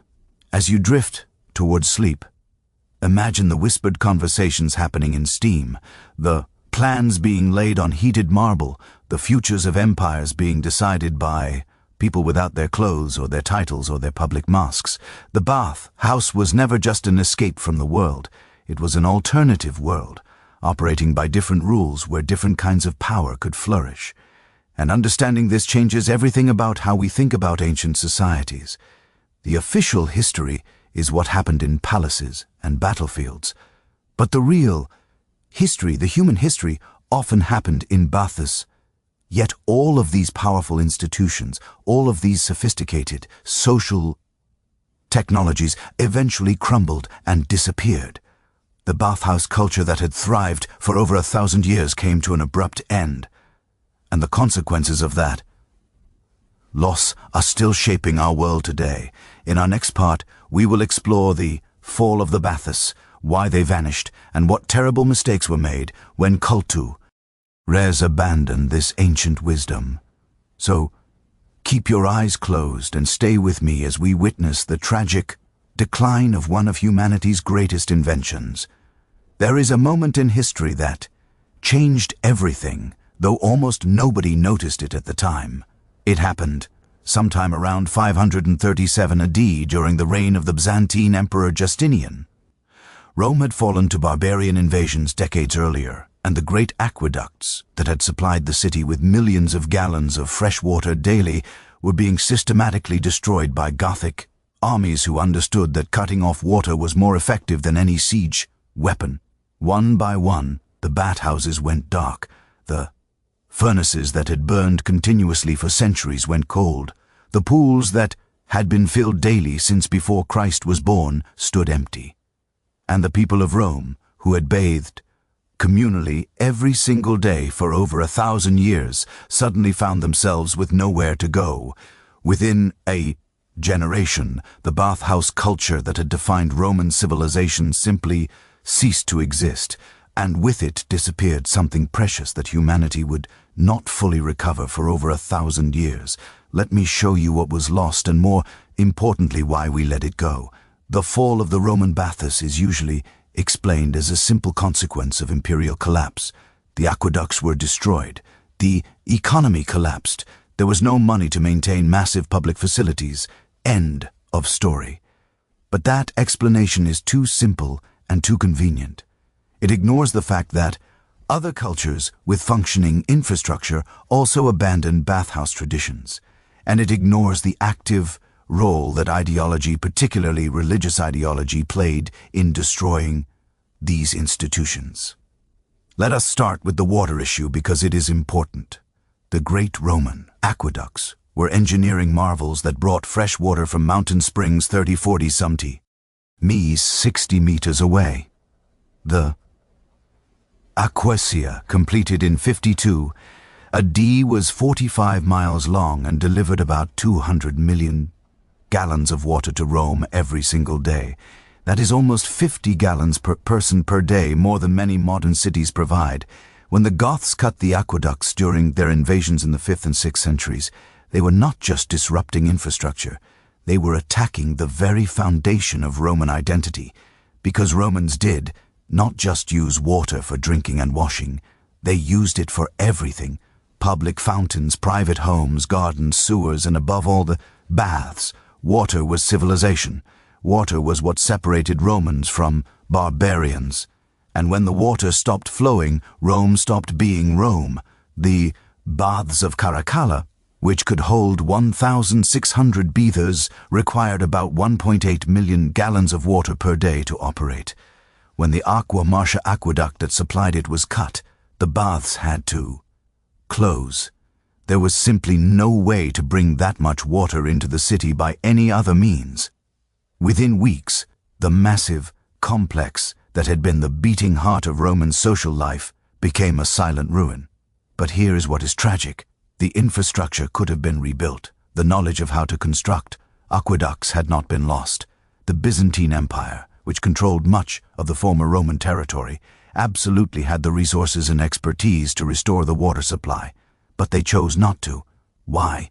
Because by the 6th century, Christianity had become the dominant religion of the empire, and the Christian church had a complicated, often hostile relationship with bathhouse culture. To understand this, we need to talk about what early Christian leaders thought about the human body. And I need to warn you, some of this is going to sound absolutely insane from a modern perspective. Many early Christian theologians believed that The body was fundamentally corrupt, a prison for the soul that needed to be mortified and controlled, not celebrated or indulged. Excessive cleanliness was seen as vanity. Pleasure of any kind, even the simple pleasure of warm water on sore muscles, was suspect, and communal nudity, that was practically an invitation to sin. There is a letter from Clement of Alexandria writing in the late 2nd century where he warns Christians against spending time in bathos. He acknowledges that bathing is necessary for health, but he insists it should be done quickly, privately, and without any enjoyment. He specifically condemns the practice of lingering in warm water, calling it effeminate and conducive to lust.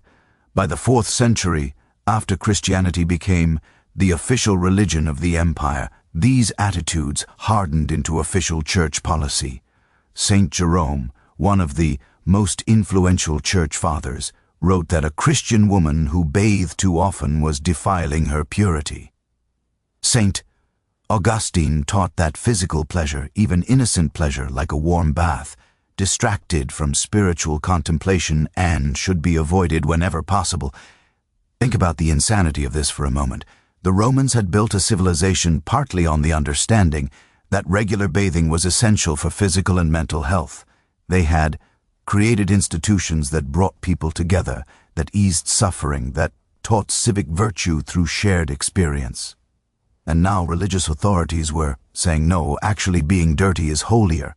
Suffering in your body brings you closer to God. Pleasure is dangerous, community is suspect. The result was predictable. As Christianity spread, bathhouse culture declined, not immediately, not everywhere, but steadily, inexorably. By the 7th century, most of the great Roman thermae were abandoned ruins. A few smaller baths continued operating in some cities, but they were shadows of what they had been. The daily ritual that had united millions of people across the empire for 1,000 years was gone, and the consequences were catastrophic in ways that nobody seemed to fully understand at the time. Without baths, public hygiene collapsed. Without regular bathing, disease spread more easily. The Black Death, which killed 1/3 of Europe's population in the 14th century, was made far worse by the fact that Europeans had largely stopped bathing. Fleas and lice, which carried the plague bacteria, thrived on unwashed bodies in unwashed clothes. But the health consequences, devastating as they were not even the worst part. What was lost was the social infrastructure, the places where people from different classes mixed and talked, the spaces where you could temporarily set aside hierarchy and remember shared humanity, the institutions that taught people how to relax, how to let go of worry, how to be in community with others. Without baths, European society became more fragmented, more isolated, more suspicious. The casual social connections that had been maintained through regular bathing disappeared, and nothing replaced them. Churches tried to serve some of the same community functions, but church was once a weak, formal, hierarchical. It could not provide the daily, informal, egalitarian contact that bathhouses had offered. There is a heartbreaking account from a monk writing in 8th century France. He describes visiting the ruins of a Roman bathhouse and trying to imagine what it must have been like when it was operating. He writes about finding the remains of the calarium, the heated room, and trying to understand why anyone would need such a space. His conclusion is tragic. He decides it must have been a place for sinful indulgence, and he thanks God that such temptations no longer exist. He has no concept that what he is looking at was the solution to human suffering, a technology for mental health, a foundation of social cohesion. He can only see sin where there was actually wisdom. But Rome was not the only bathhouse culture that fell. Let us look at what happened in Japan, because the story there reveals a different kind of tragedy. Japanese Onsen culture survived much longer than Roman births through the medieval period, through the Edo era, through centuries of war and peace. The onsen remained central to Japanese life. But in 1868, the Meiji Restoration brought rapid modernization and crucially opening to Western influence, and the Japanese elites, eager to be seen as civilized by Western standards, looked at their own traditions through Western eyes and found them wanting Western visitors to Japan in the late 19th century were scandalized by mixed-gender bathing. They wrote shocked accounts of seeing men and women bathing together unselfconsciously, of children playing naked in public baths, of the apparent shamelessness of it all. And Japanese leaders, sensitive to Western criticism, began to see their own traditions as embarrassing, primitive, something to be overcome on the path to modernity. In 1900, the Japanese government passed laws requiring gender segregation in all public bathing facilities. This was not because Japanese people had asked for it, or because there was any indigenous moral objection to mixed bathing.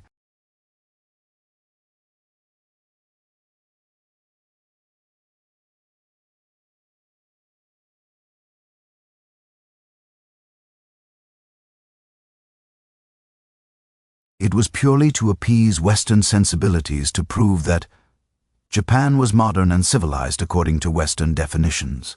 The law destroyed something precious. The tradition of Kyoku mixed bathing had been based on a profound understanding that the naked body was neutral, that shame around nudity was learned rather than natural, that men and women could occupy the same space without everything becoming sexual. The law said, no, Western culture is right. Nakedness is shameful. Bodies must be segregated and controlled. Many older Japanese people mourned this change. There are letters and diary entries from the early 20th century expressing sadness that families could no longer bathe together, that the easy unself-consciousness of traditional Onsen culture was being replaced by the rigid prudishness of Western Christianity. But they were overruled by modernizers who believed that adopting Western values was the price of being taken seriously on the world stage. And in Turkey, a similar story unfolded. The Hammam culture, which had thrived for centuries under Ottoman rule, began to decline in the 20th century as Turkey modernized and westernized under Ataturk. The new Turkish Republic wanted to distance itself from the Ottoman past, which was seen as backward and conservative. And one way to signal modernity was to adopt Western bathing practices, private bathrooms, individual showers, quick and efficient rather than communal and leisurely. By the 1950s, many historic hammams had closed. Some were repurposed as warehouses or workshops. Some simply fell into ruin. The tradition of weekly hammam visits, which had been central to women's lives for generations, faded. Older women continued to go, but younger women educated in Western-style schools saw the hammam as old-fashioned, something their grandmothers did. What is fascinating and heartbreaking about all of these stories is that the bathhouse cultures did not fall because they failed. They fell because they succeeded, because they worked, because they met human needs so effectively that they seemed too good, too pleasurable, too indulgent to modern moralists and reformers. The Christian Church destroyed Roman bath culture because it recognized correctly that bathhouses created a way of being human that was incompatible with Christian teachings about the body and sin. If people could find peace and community and healing through physical pleasure and social connection, they might not feel they needed religious salvation. The bathhouses were competition, and they had to go. Japanese and Turkish modernizers abandoned their bathhouse traditions because they recognized correctly that these traditions represented a fundamentally different understanding of the body, of gender, of community than what prevailed in the powerful Western nations they wanted to emulate. The bathhouses marked them as other, as different, and in the colonial world of the 19th and 20th centuries, different meant inferior. So they sacrificed their own wisdom on the altar of Western approval. But here is the terrible irony. At the exact moment that these traditional bathhouse cultures were being abandoned as backward and primitive, Western medicine and psychology were beginning to discover that everything the bathers had been doing was actually profoundly therapeutic.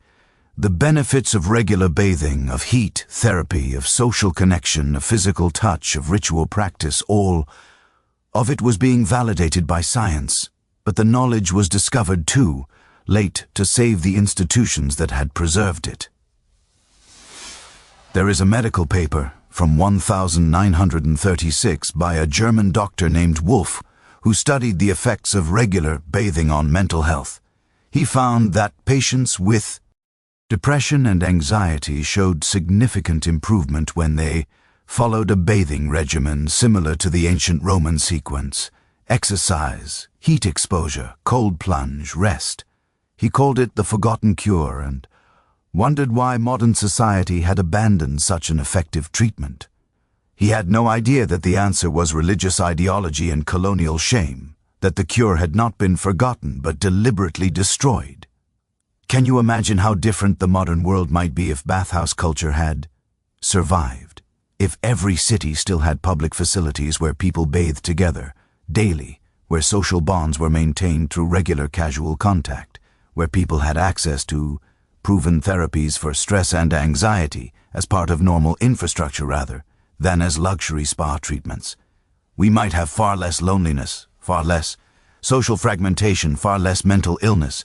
We might have preserved some of the egalitarian impulses that bathhouses encouraged, some of the reminder that underneath our clothes and titles and bank accounts, we're all just bodies that hurt and need care. But instead, we live in a world where bathing is something you do alone, quickly, functionally, where therapeutic touch costs hundreds of dollars per hour instead of being part of communal care, where places that create casual social connection are primarily commercial, designed to extract money rather than build community, where we have to relearn slowly and expensively through therapy and medications the same lessons about stress and relaxation that the Romans could have taught us if we had just preserved their baths.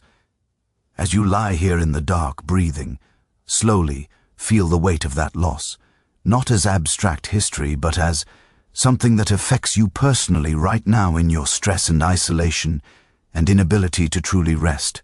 You are suffering in part because your great-great-grandparents destroyed or abandoned institutions that could have taught you how not to suffer.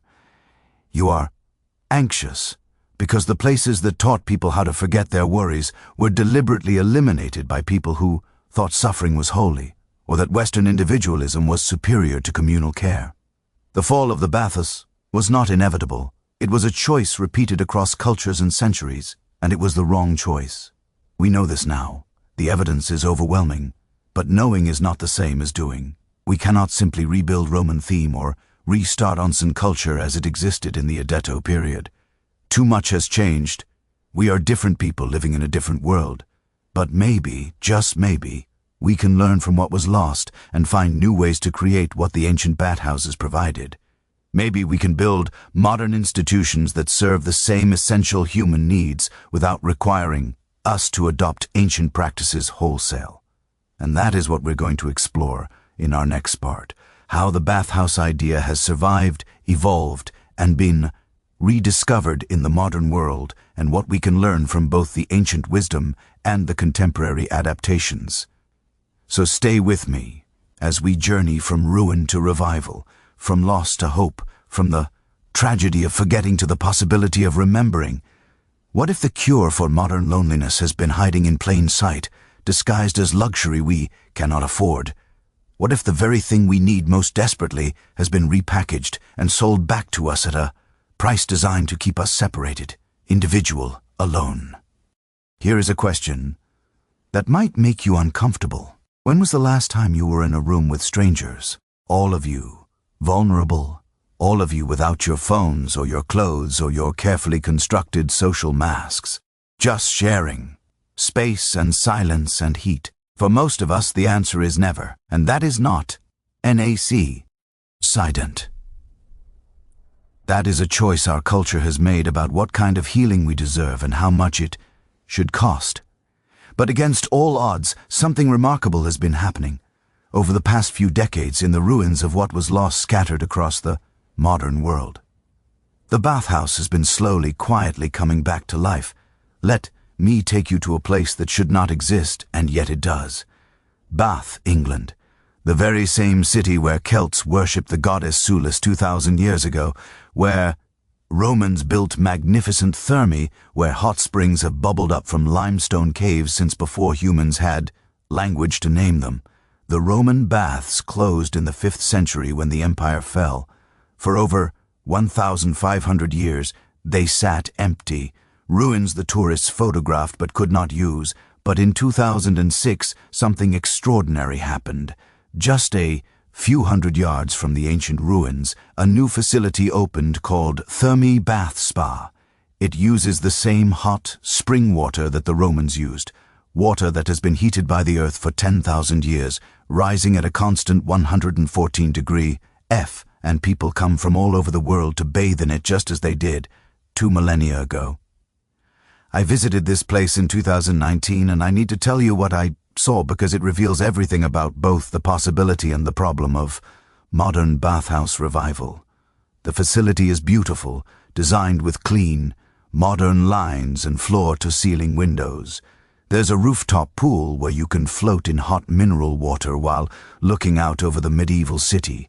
There are steam rooms infused with eucalyptus. There are relaxation areas with heated stone lounges. The architects clearly studied the ancient Roman progression through different temperatures, the psychological journey we talked about earlier. They understand the principles. But here is what broke my heart. It costs £70 for a 2-hour session. That is about 90% American dollars for 2 hours. A Roman could spend an entire day at the baths of Caracalla for less than the cost of a loaf of bread. This modern version, for all its beauty and historical connection, is accessible only to tourists and wealthy locals. It is not infrastructure. It is luxury. It is not for everyone. It is for people who can afford it. And that missing ingredient, that accessibility, that democracy, is the difference between a spa and a true bathhouse. A spa is something you visit occasionally as a treat. A bathhouse is something you depend on, something woven into the fabric of daily life, something that creates community because everyone goes there together regularly. So the question becomes, can we have true bathos in the modern world, or is the best we can do these expensive approximations that capture the aesthetics but miss the soul? The answer is complicated, and it depends on where you look. Because in some parts of the world, the bathhouse tradition never actually died, it just evolved. In South Korea, there is an institution called the Jjimjilbang, and it is the closest thing the modern world has to the ancient Roman thermi in terms of accessibility and social function. A Jjimjilbang is a 24-hour facility with hot and cold baths, steam rooms, dry saunas, sleeping areas, restaurants, and communal spaces. And here is the important part. It costs about $10 for unlimited time. You can stay all day and night if you want. People do. Students studying for exams, night shift workers sleeping between shifts, families spending weekends together, friends meeting for long conversations in the steam rooms. The Jjimjilbang is not a luxury. It is not a spa. It is modern infrastructure, serving the same function that Roman baths and Japanese onsen and Turkish hammams once served, a place where people from all economic levels can go to rest, to connect, to forget their worries for a while without spending a fortune. I spoke with a woman named June in Seoul who goes to her local Jjimjilbang 3 times a week after work. She's a teacher, makes a modest salary, lives in a small apartment. She told me after a hard day I do not want to go home and be alone with my stress. I want to go somewhere warm where I can see other people living their lives, where I can sit in the steam and let it all go. The Jjimjilbang is cheaper than therapy and more effective. Do you hear what she's saying?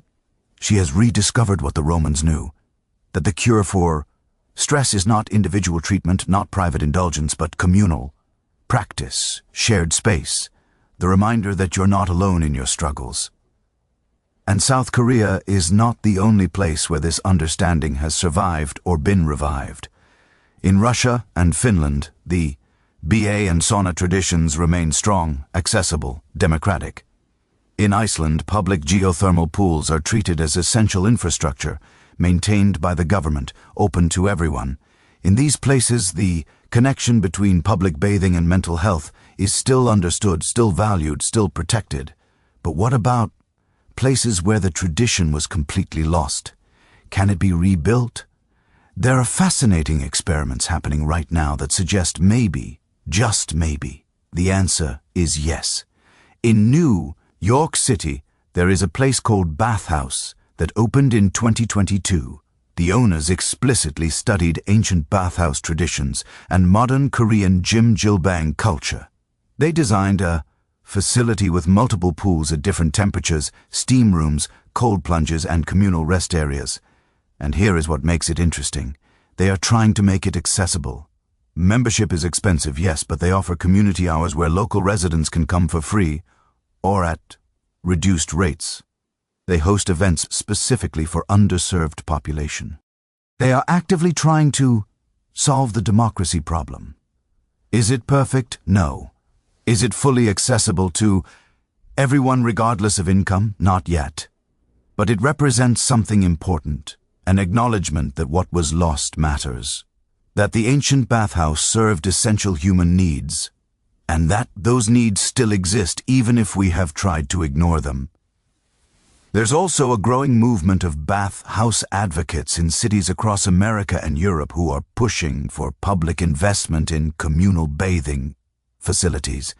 They point to the mental health crisis, the epidemic of loneliness, the social fragmentation that defines modern life, and they say, we know the solution. Our ancestors knew the solution. We just need to build it. In Portland, Oregon, there is a proposal for a publicly funded bathhouse modeled on the ancient Roman thermae with different temperature, pools, exercise facilities, and community gathering spaces. It would be free for residents, paid for through taxes the same way libraries and parks are. The proposal has not been approved yet, and it faces significant opposition from people who think public nudity is inappropriate or who believe that if you want to bathe, you should do it at home, in private. But the advocates keep pushing, and here is their argument. Loneliness is killing people. Literally, studies show that chronic loneliness is as harmful to your health as smoking 15 cigarettes a day. It increases your risk of heart disease, stroke, dementia, early death. We are in a public health crisis, and we are treating it with individual solutions, therapy, medications, apps that promise connection. But these individual solutions cannot solve a structural problem. You cannot cure societal loneliness with personal interventions. You need communal infrastructure. You need places where people gather regularly in ways that create genuine human connection. And that is what Bathhouses do. That is what they have always done. Now I know what some of you might be thinking. The idea of public bathing, of being naked with strangers, feels uncomfortable, maybe even impossible, and that discomfort is real and valid. We've been taught for generations that our bodies are private, that nudity is sexual, that sharing space with strangers is dangerous. Undoing that conditioning is not simple. But here is what is interesting. The modern bathhouse revival that have been most successful have found ways to make the experience feel safe and accessible, even for people who are nervous about it. They have clear rules about behavior. They have staff who enforce those rules strictly. They have separate gender facilities for people who want them, and mixed facilities for people who are comfortable with that. They meet people where they are culturally and psychologically, while still preserving the essential elements of the bathhouse experience. There is a bathhouse in Berlin called Vibali that has found a particularly clever solution to the discomfort problem. They have different areas with different rules. There are quiet zones where talking is prohibited, where people can experience the meditative, contemplative aspect of bathing without social pressure. There are social zones where conversation is welcome, where you can make new connections or deepen existing ones. And crucially, there are strict rules against phones and cameras. What happens in the bathhouse stays in the bathhouse, literally. Because there is no way to record or share it, this creates something rare in modern life, a space where you can be genuinely offline, where you exist only in the present moment, where your attention is not being harvested and sold, where you're not performing for an audience and people are hungry for this. The Bali is booked solid weeks in advance, and it is not even particularly cheap. The demand is there. The need is there. We are desperate for spaces that offer what the ancient bathhouses provided, a break from performance, from isolation, from the constant noise of modern life. But even with all of these modern revivals and experiments, something is missing, something essential that the ancients had and we do not. And it is this. For the Romans and the Japanese and the Ottomans, the bathhouse was not an escape from real life. It was part of real life. It was not where you went to get away from your community. It was where your community happened. Modern spas, even the best ones, are designed as retreats. You go there to escape your daily existence, to pretend for a few hours that you are somewhere else, someone else. But ancient baths were where you went to be more yourself, more connected to your actual community, more engaged with the real relationships and concerns of your real life. That is the missing piece. That is what we have not yet figured out how to recreate. How do you make baths not escapes, but integrations, not luxuries, but necessities, not individual indulgences, but communal foundations? I do not have a complete answer to that question, but I know this. The first step is remembering that it is even possible. For 1,000 years, humans lived in societies where regular communal bathing was normal, accessible, essential, where the social infrastructure existed to support mental health, to ease loneliness, to create connection. We did it before, which means we can do it again. We just have to decide that we want to. As you lie here tonight, your body heavy with tiredness, your mind slowly releasing its grip on the day's worries. Imagine a world where you had somewhere to go when the weight got too heavy. Not a therapist office where you pay $200 an hour to talk about your feelings. Not a spa, where you drop a day's wages for temporary luxury, but a bathhouse. Your bathhouse, the one you go to 3 times a week, where you know the regular bathers, where you have your favorite spot in the calarium, where you can soak in hot water and let the steam carry away whatever burdens you're carrying, and where it costs less than a cup of coffee. Because society has decided that your well-being matters more than profit. That world existed once. In some places, echoes of it still exist. And if we are brave enough to remember what we lost, wise enough to adapt it to our modern needs, and determined enough to fight for it as essential infrastructure rather than accepting it as luxury, that world could exist again. But before we talk about building that future, we need to complete our journey through the past. We need to understand what the ancient baths can teach us about our modern crisis, what wisdom they hold for our lonely, anxious, disconnected world. So stay with me for one more part, one final meditation on what we have learned and what we desperately need to remember, because the baths are not just history, they are prophecy. They are a message from our ancestors about what we need to survive, to thrive, to be human together in a world that keeps trying to pull us apart. Sometimes the most important truths are the ones we already know but are forgotten how to practice, and sometimes the solutions to our most pressing problems are not in some new technology or breakthrough discovery, but in ancient wisdom we abandoned because we thought we had evolved beyond needing it. So, let me ask you one final question before we close this long night's journey through steam and history. What if everything we think we know about how to be happy is wrong? What if the cure for loneliness is not finding the right person, but being in the right place with many people? The answer to anxiety is not thinking better thoughts, but being in a body that feels safe. What if the path to connection is not curating a perfect online presence, but being imperfectly, vulnerably, honestly present with others in physical space? The ancient Bathhouses knew these truths. They built entire civilizations around them, and then we forgot. Or rather, we were made to forget, taught to forget, convinced that what we lost was not worth keeping. But your body remembers, your nervous system remembers, and maybe, just maybe, if we listen carefully enough, we can hear what our ancestors are trying to tell us across the centuries. Let me take you back one more time to that Roman colarium, to that Japanese onsen, to that Turkish ham. But this time, instead of observing from the outside, I want you to truly imagine yourself there. Not as a tourist or a historian, but as someone who desperately needs what these places offered. You've been carrying something heavy for a long time. Maybe it is grief for someone you lost. Maybe it is anxiety about a future you cannot control. Maybe it is loneliness so profound it has become your constant companion, so familiar you barely notice it anymore. Maybe it is just the accumulated weight of being alive in the modern world where everything moves too fast and nothing feels solid, and you are tired, so tired in ways that sleep does not fix. And someone tells you there is a place you can go. It will not cost you much. It will not require you to explain yourself or justify your pain or perform wellness. You just show up, remove your clothes and your titles and your carefully constructed identity, and sit in warm water with other people who are also heavy with things they cannot name.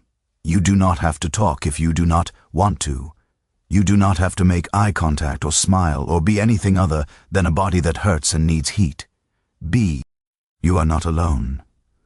You are surrounded by the quiet presence of other humans who understand without words what you're doing there.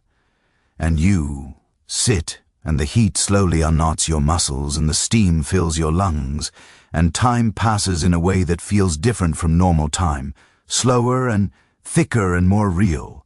And at some point you realize that the thing you are carrying, it is still there, but it feels lighter. Not because it has been solved or fixed or thought away, but because for these moments you are not carrying it alone. The burden is distributed across all the bodies in this room, diluted in thousands of gallons of warm water, dispersed in clouds of steam that rise and dissipate and take something with them when they go. This is what we lost. Not just a place to wash, but a place to set down our burdens, even temporarily. Not just a social custom, but a technology for surviving the human condition. Not just buildings with pools and furnaces, but a collective agreement that we all need help forgetting our worries, and that helping each other do that is not weakness, but wisdom.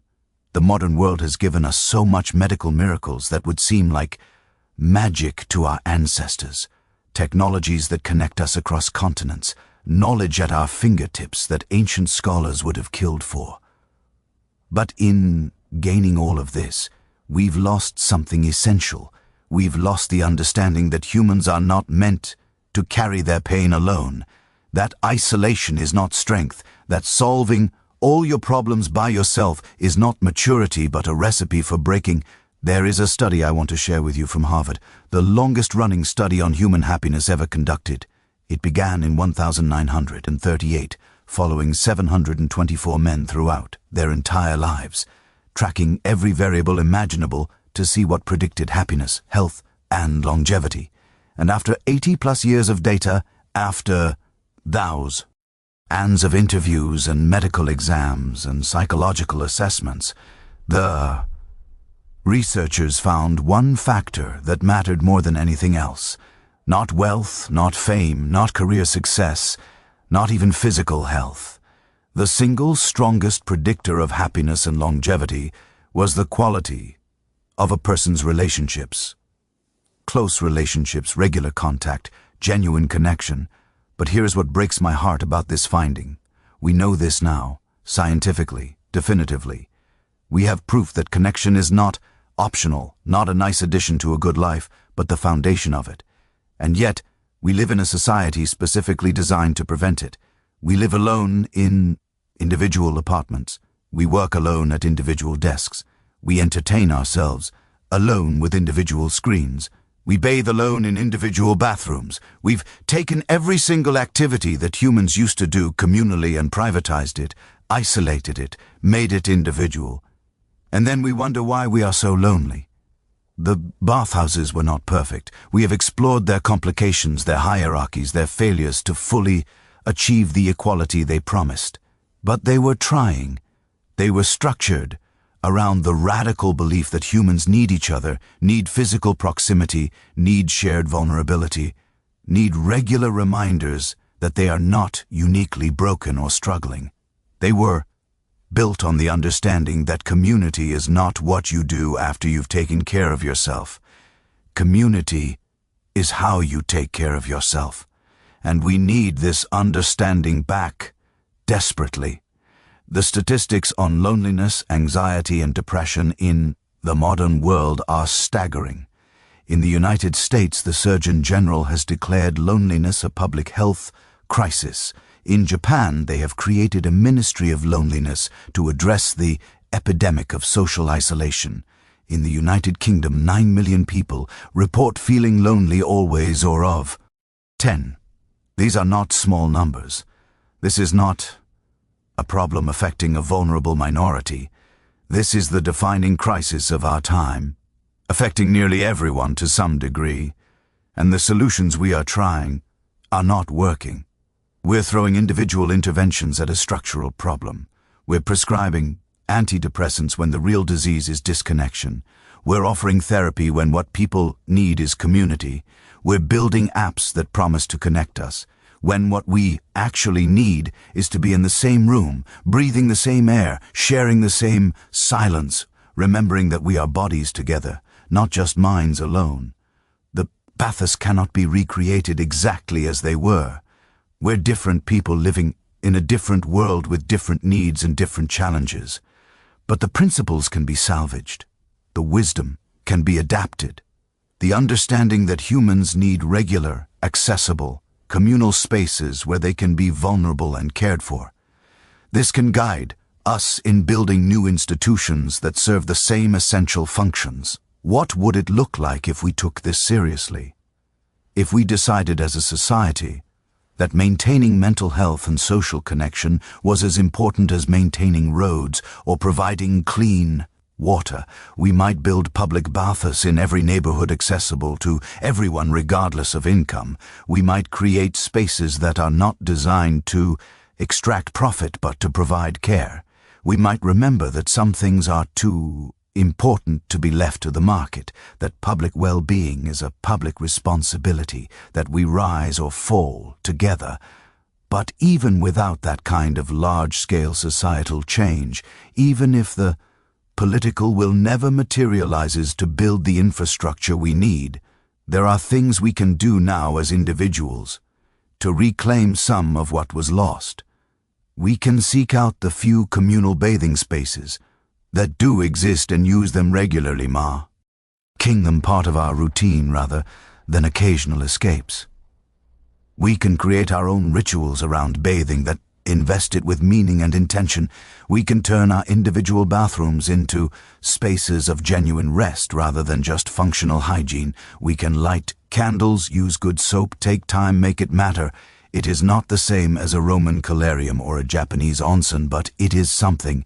It is a small act of resistance against the idea that care should always be quick and efficient and individual. We can also create other kinds of communal spaces that serve similar functions. If we cannot bathe together, maybe we can cook together, eat together, sit together in silence, create regular rituals that bring us into contact with people outside our immediate family or chosen few. The specific activity matters less than the underlying principles. Regular contact, shared vulnerability, the reminder that you are not alone. And, perhaps most importantly, we can tell different stories. We can stop pretending that independence is the highest virtue, that needing help is weakness, that the ideal life is one where you solve all your problems by yourself. We can be honest about our struggles, our loneliness, our need for connection. We can create permission for others to be honest too. We can build conversation by conversation, relationship by relationship, a culture that values interdependence over independence, that understands humans are not meant to carry their burdens alone. This is hard work. It goes against everything modern culture teaches us. But it is necessary work because the alternative, the path we are currently on, leads to more isolation, more anxiety, more depression, more of us sitting alone in our individual spaces, wondering why we feel so disconnected when we have never been more technically connected. The Bathhouses of ancient Rome operated for over 1,000 Years. Think about that. 1,000 years of daily communal bathing, of people gathering to ease their worries, of shared heat and water and vulnerability, creating the social bonds that held civilization together.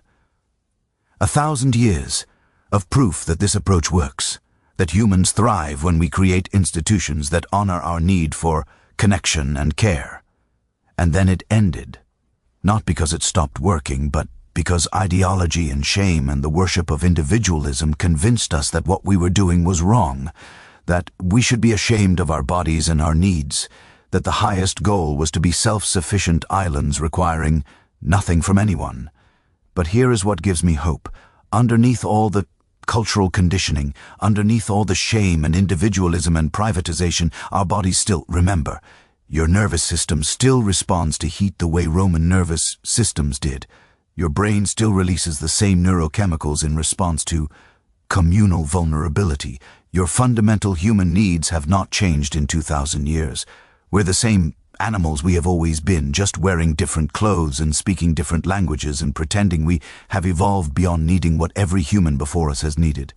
So maybe the task is not to create something new, but to remember something old, not to innovate, but to return, not to move forward, but to circle back and pick up what we dropped when we decided that modern meant better, that Western meant superior, that new meant improved. The bathhouses are calling to us across the centuries, and their message is simple.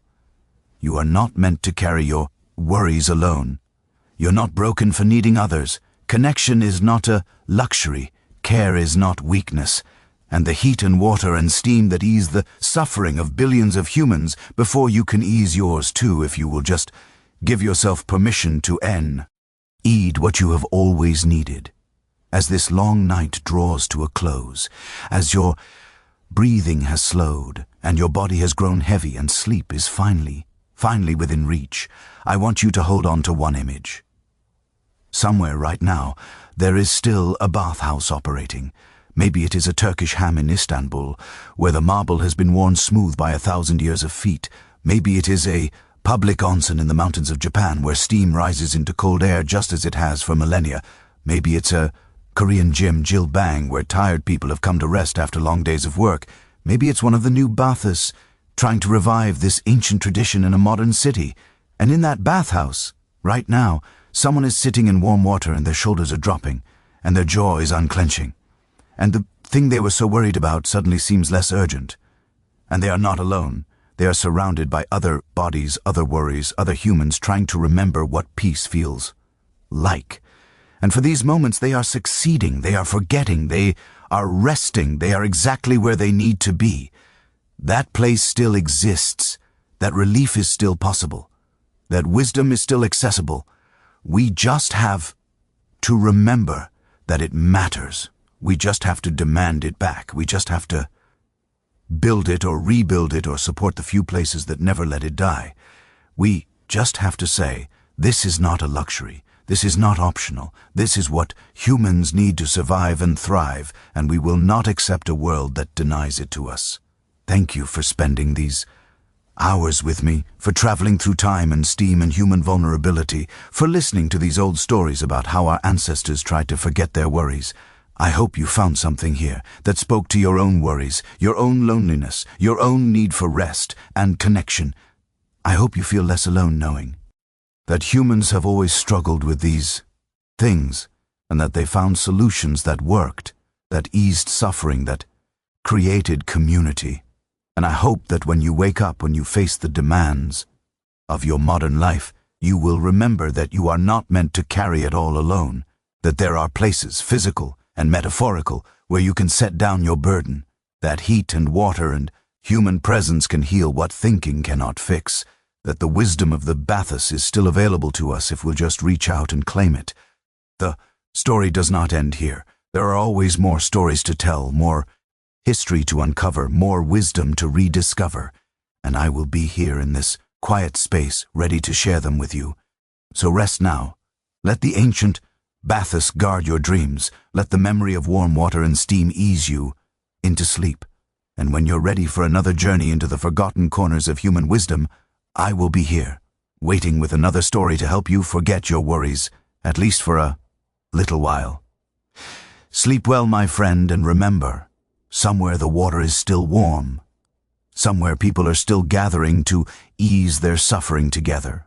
Somewhere the bathhouses still stand, waiting for us to remember what we need. Good night.